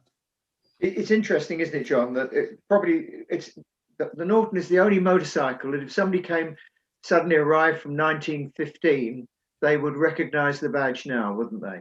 Yeah. Though interestingly, it's like, so there's actually, I can't remember the exact number, there's probably 12 to 15 revisions to it during that time. Yeah. But they've retained the basic structure and the script style and the rest of it. Yeah. But each time it's been slightly modernized to make it more contemporary. And then sometimes it's gone further away and then it's come back again to the original idea. So really interesting exercise in its own right. John, sorry, Peter, I'm just going to ask Neil. Neil, did you want to ask your question about the Atlas and when you might expect it? Sorry, Tim, I hadn't finished. Well, let's just ask Neil his question, then we'll come back to you, Peter. I thought we said just one question each. Are you okay, Neil? Do you want to? Yeah. I'll ask you. Go on, Neil. No, that's it. I've unmuted. Morning, John, or afternoon Morning, Neil. now. Afternoon now, yeah. No, I understand with the COVID and everything else, you know, the delays it's caused. And I know there's a lot of people out there eagerly waiting for production to start. So I would imagine now it's probably going to be early next year, won't it be, once you've sorted the engineering problems out and got everything finalised? Yeah, and I think that's probably not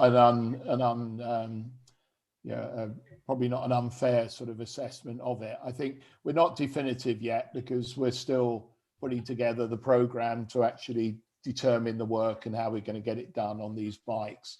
And obviously COVID has not helped. Some of the interruptions from the old supply chain haven't helped. So we've not got a definitive date yet. The sort of time frame you're suggesting is probably not unrealistic. But as soon as we know, as soon as we have something definitive, we'll let everybody know. I think it's, when we look at we're generating a huge number of inquiries at the moment on the website, even though we're not active in promoting specific bikes. And the interest is predominantly in Atlas, which tells us, A, the bike is a good concept, and moving the brand more towards mainstream is actually going to work for us and picks up some of the earlier questions we've had. So a bit of a vague answer, I'm afraid, but your sort of timing expectations not far off, and we'll get back to people as soon as we have something definitive. Yeah, I think that's what everyone's waiting for. Absolutely. It's frustrating as hell because it's when did you place your order? 2 years ago. Yeah, exactly. It's ridiculous. It's ridiculous. Yeah. So but I have written the prototype. Yeah. Oh, well, you're one of the lucky ones. You wait just as long for a Morgan, mind you. Peter, you wanted to come back. Yeah, well, it was on the subject that I was talking to John with just beforehand, and that, again, the logo. I'm sure, John, that during your due diligence in acquiring the brand, you will have noticed that the Norton Owners Club owns the trademarks to our club logo, which incorporates the Norton script in various forms. In going forward, I'd like to think that if it was appropriate, that we could talk with TVS with a regard to, possibly updating our logo, with your consent and re-registering it in an updated form if we felt it was appropriate. Yeah, I'm not a lawyer on this. I've done a lot of trademark stuff, but given your relationship with us and the way we can word the agreement, I'm sure we can find a way of doing that. And I'd be very disappointed if we couldn't. So yeah, just perhaps you might want to just write formally to us about that, and then we can progress that through and just do all the stuff to protect both yourselves and us. But I can't imagine it's going to be the toughest problem we've had to deal with. No, okay, thank you. Thank you, Peter. Yeah. Ian Lorem also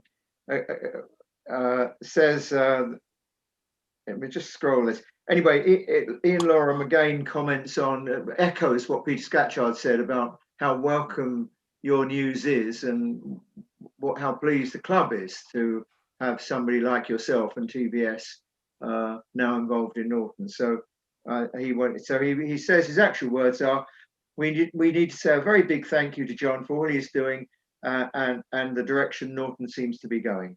And Tony Harris says, thanks, John, for your openness and time to talk to us. So I think I can echo that as well. Peter White, do you want to? No, just to say that obviously I'm very hopeful that John's interim appointment is going to continue for as long as possible, and I very much look forward to working with you, John, in making this a successful enterprise as we can possibly make it. Yeah. So let's carry on the way we want to do, and let's hope that lockdowns don't stop us. Yeah. Thank you. Thank you very much, John, for joining us. Delighted. Thank you. We haven't got that much more to do, but if you would like to stay with us, you're welcome. I'm very happy to. Yeah. The next is item 10, is the appointment of honorary officers. There will be a vote again for this. The directors have considered this, and we've approached different people with a view to joining us as a vice president, what we were looking for were people who would be able to contribute to the club with a particular skill or experience. And we'd like to put to you Frank Westworth, who, as many of you will know, is editor of Real Classic, but has been a great supporter of clubs generally, particularly ourselves and the AJS Matchless Club. I mean, he is a club man. And he also took on our magazine, Roadholder, set us in the direction of moving towards 1 month per year, one issue per month, and improved production and costs, which is one of the things that has enabled us to maintain our subscription, because we used to spend a lot more on production costs for Roadholder. So he set us in the right direction, and we felt he's somebody who would always be on hand to support the club in that respect. And the second person we want to put to you is Barry Owen. Now, people know Barry Owen as a vice chairman of the club and as a long-term club member. They probably maybe don't know him as well until a recent article in our magazine. Barry is one of the few people remaining who were involved in the production and testing of the original Commando. And he was a test rider, which involved him driving at breakneck speeds around Myra, and also going off on huge distances, back in 1968, putting the original Norton through its paces. And if you wanted to find somebody who supported the club more than Barry, best of luck, because you won't easily find that person. Barry is a great club man, and I'm very pleased to be able to, on behalf of the directors, to commend both of these two people to you as vice presidents. You are, however, required to vote, and I hope you will agree with our choice. We still have other vacancies for vice presidency, so this is not necessarily the end of the story, and there is scope and room for a couple more people to be brought into the team as well. But what we're putting to you today is the appointment of Frank Westworth and Barry Owen. So I now open the vote and look forward to receiving your votes. And one minute, yeah, 1 minute and the vote will be open. So again, I think what we will do is we will move to a straightforward item now then, which is the nomination and election of directors. I did say at the beginning of this meeting that it maybe if we had our time again, we would have put a brief biography alongside the directors who had put their name, who had been nominated. But I do believe that everybody on this list is pretty well known. And all of the directors, all of the people, candidates standing, all of whom are current directors, all received very substantial votes, well in excess of 90% yes votes. And so I'm pleased to declare that Peter White is chairman, Peter Scatchard is vice chairman, Nicole Hill is treasurer, Marcia Ripley is secretary, Mark Woodward is a director, Tim Harrison is a director, Paul Smith is a director, Neil Shoesmith is a director, and Tony Ripley is a director. So congratulations to all of you on being elected. There has been some circulation of information about why all of the posts were unopposed, and in a sense, the directors can't answer that question. We can't answer the question as why people didn't oppose us. And to be frank, I suppose it's not really practical or likely that directors are going to be the ones that are going to go out there and try and drum up opposition to their own election.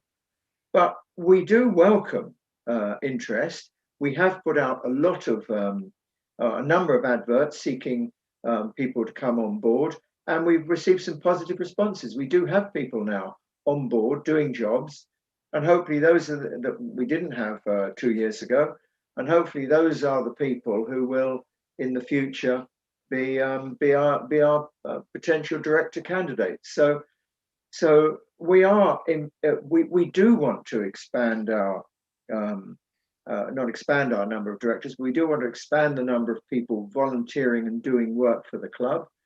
And we are certainly not afraid of competition for director posts. But the people who stood, I believe, by and large, are doing a good job, and the club is successful. And I suspect that is largely the reason why most were unopposed, or all were unopposed. So congratulations to those people, and I declare them elected. Tony Ripley, is it possible to close the ballot now?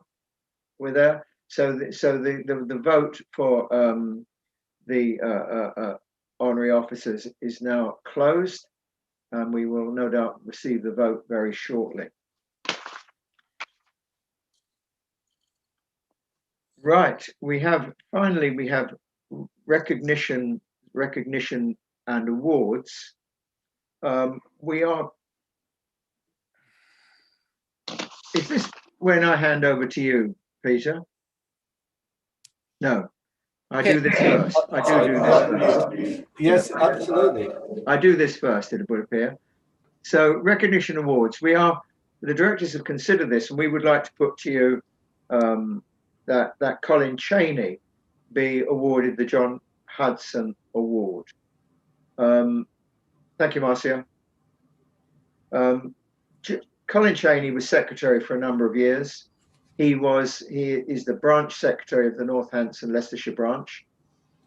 He is an excellent supporter of the club in various different capacities, and we believe that on the basis of his work, and solely on the basis of his work for the club, both as a national officer and as an active branch secretary and organizer, he is a worthy recipient of the John Hudson Award.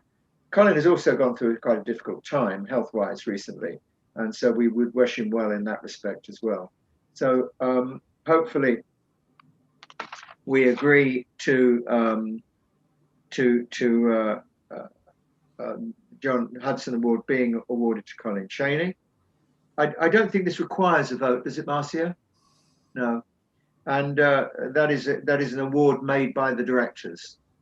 And there's also the Retiring Officers Award, which is a normal event, which is David Flaxington, who did a sterling job for albeit a short period of time as membership secretary, and of course Barry Owen for his brilliant services as vice chair, which I've just described, and also Dave Kington, who was the predecessor to Paul as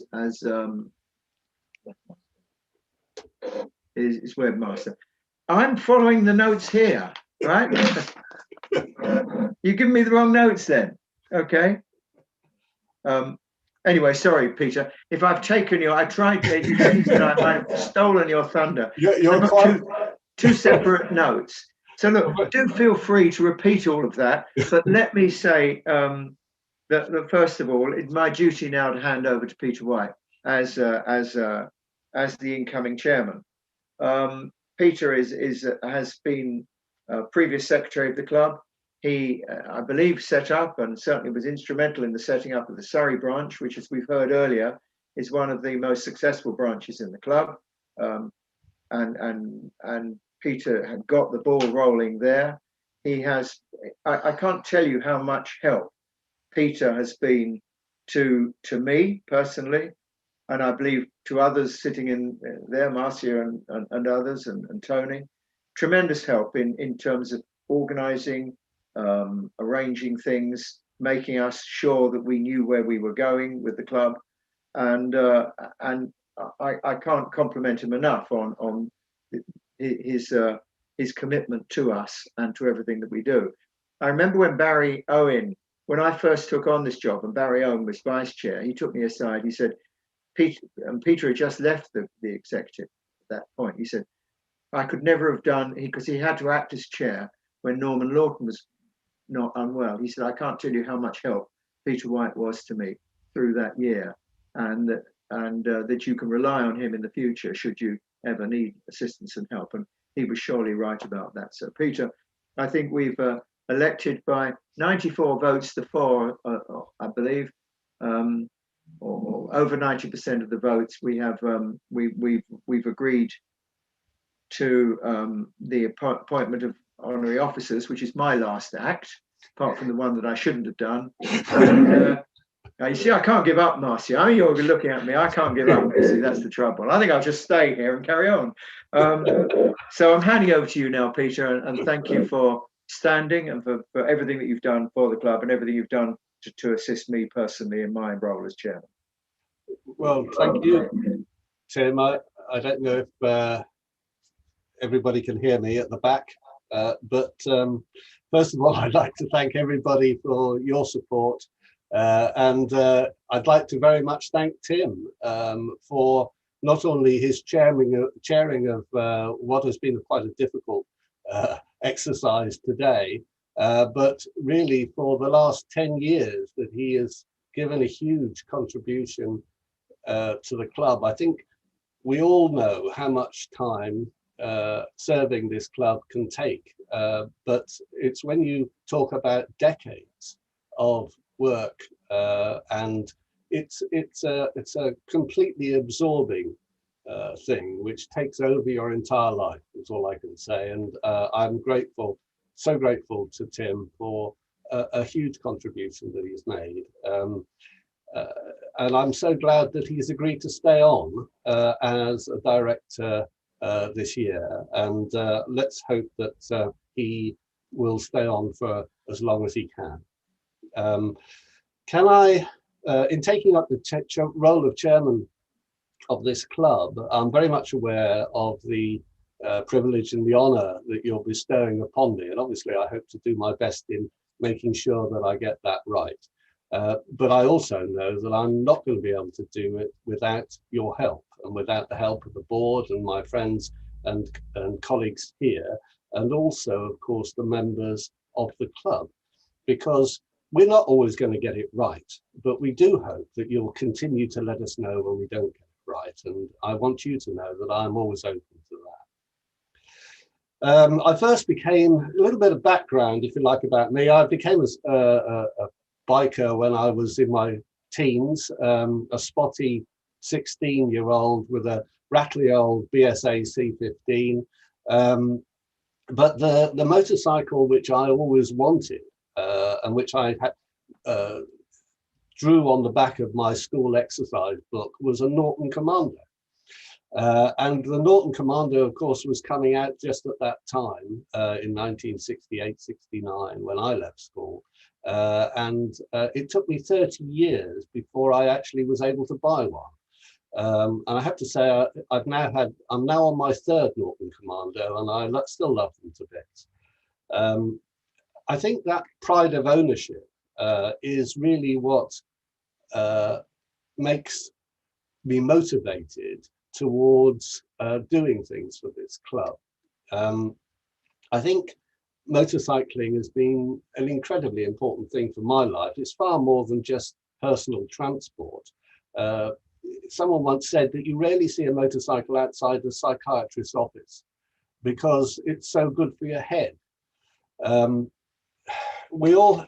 Certainly I have made a huge number of very good friendships throughout my life in motorcycling.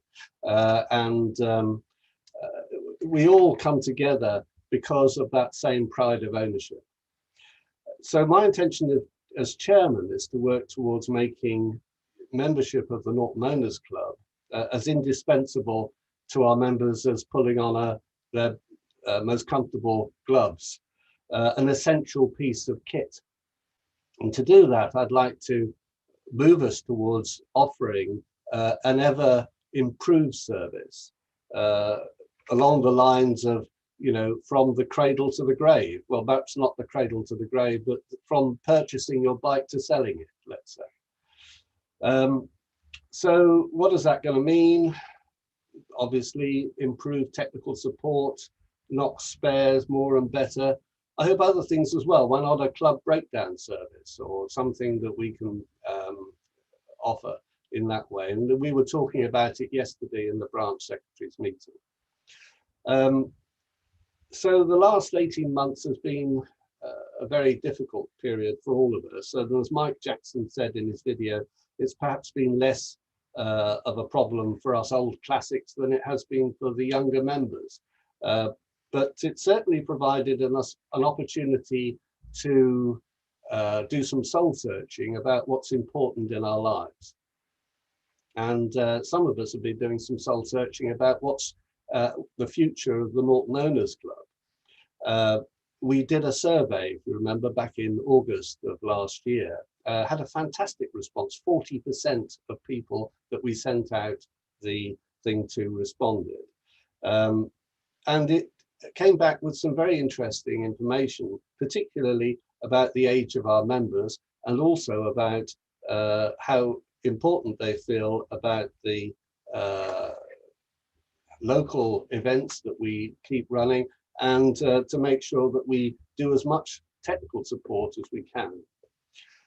I'm not going to carry on for much longer, but I just wanted to echo Tim's point about the importance of volunteering.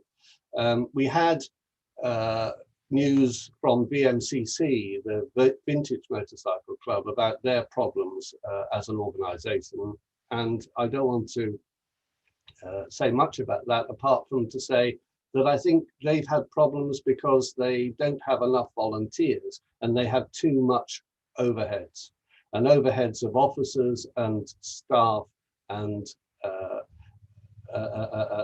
everything else. And that's a problem which they've been caused. And I think that if we continue to be a voluntary organisation, it does mean that we shall need our members' help. But I do feel that that is the best way to keep the club strong in the future. So finally, one of the nice things about doing this meeting on Zoom is that you can do it with a drink in your hand. And I'd like to perhaps do a toast for the Norton Owners Club and for our membership and for the volunteers who work with it. So here's to you.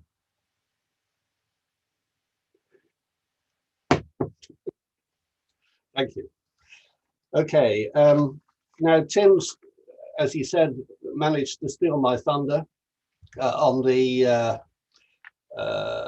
nominations for the awards. Well, I'd just like to say that to cover that point again about David Flaxington, David Kington, Barry and Joe, sorry, Dave and Joe and Catton,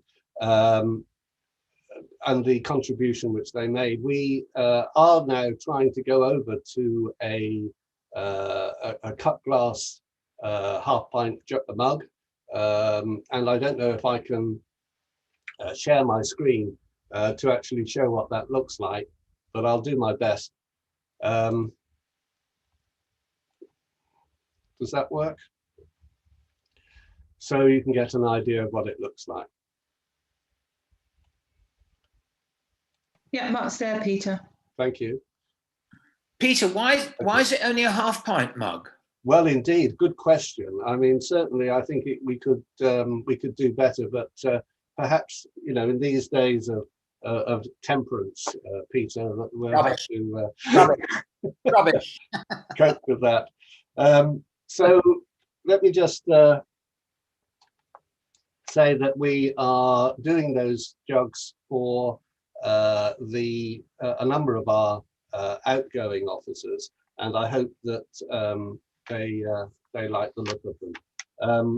Are we considering putting it on the NOC shop, available to say for purchase, Peter? I think that would suggest that we need to have a proposal to the board on that. So yeah, okay. I mean, it wouldn't be personalised. I think that the presentation one would be the only one that would be personalised. Otherwise, it wouldn't quite be quite the same thing.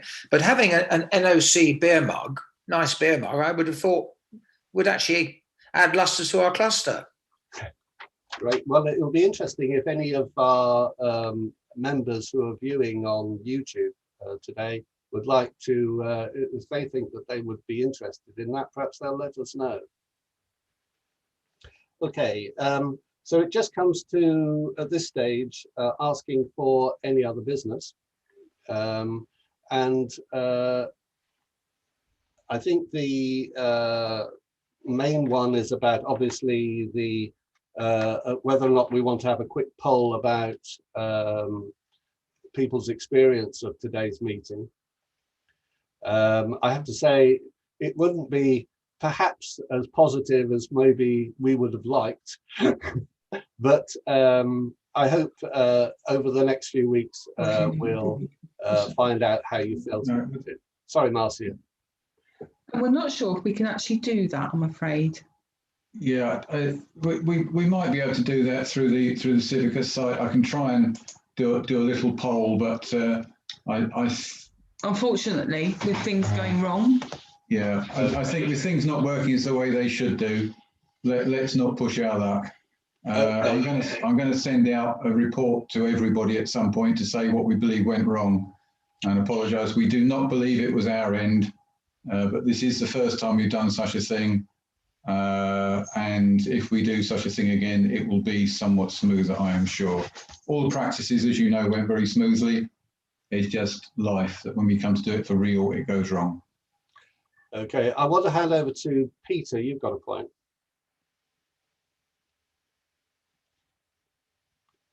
Sorry, Peter, can you unmute, please? Good idea. We'll get there in the end. Firstly, I wanted to thank all of those people who have elected us as officers and shown some confidence in us. It's nice to do. Secondly, I mean, talking about the club being absorbing, I've been involved with the club for 55 years, and I've done some sort of job almost from the minute I joined in 1966. I've always had some sort of either branch or committee post of some sort.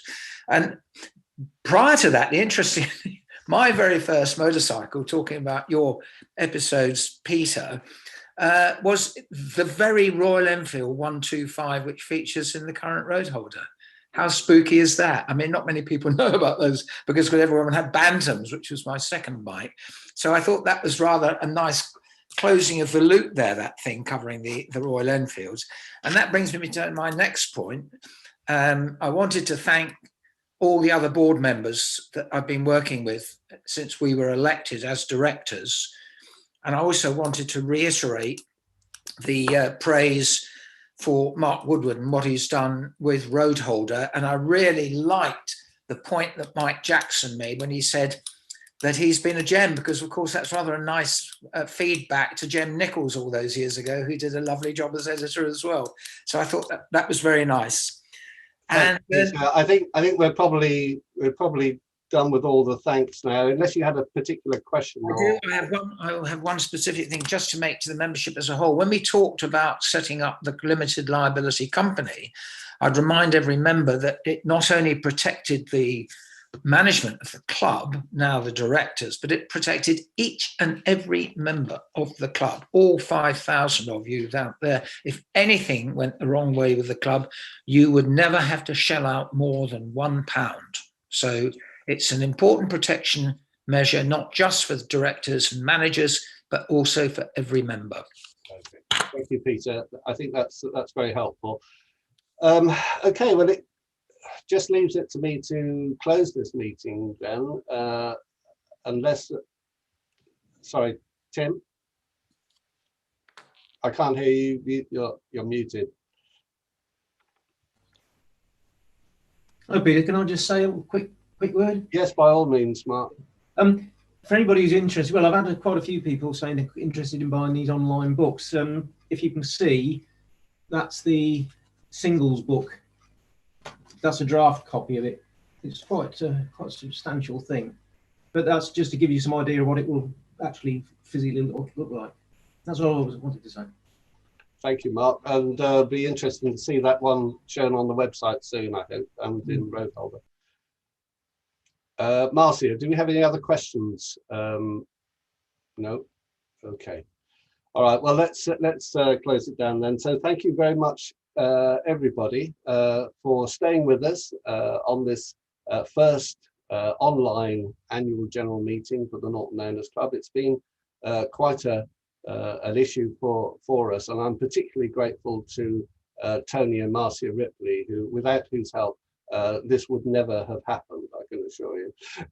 And so brilliant thanks for them. We will return in some form next year.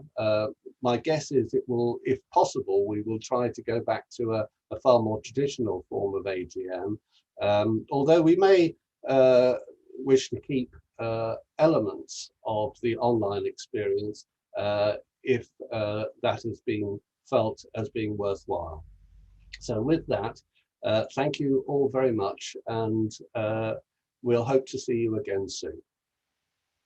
Okay.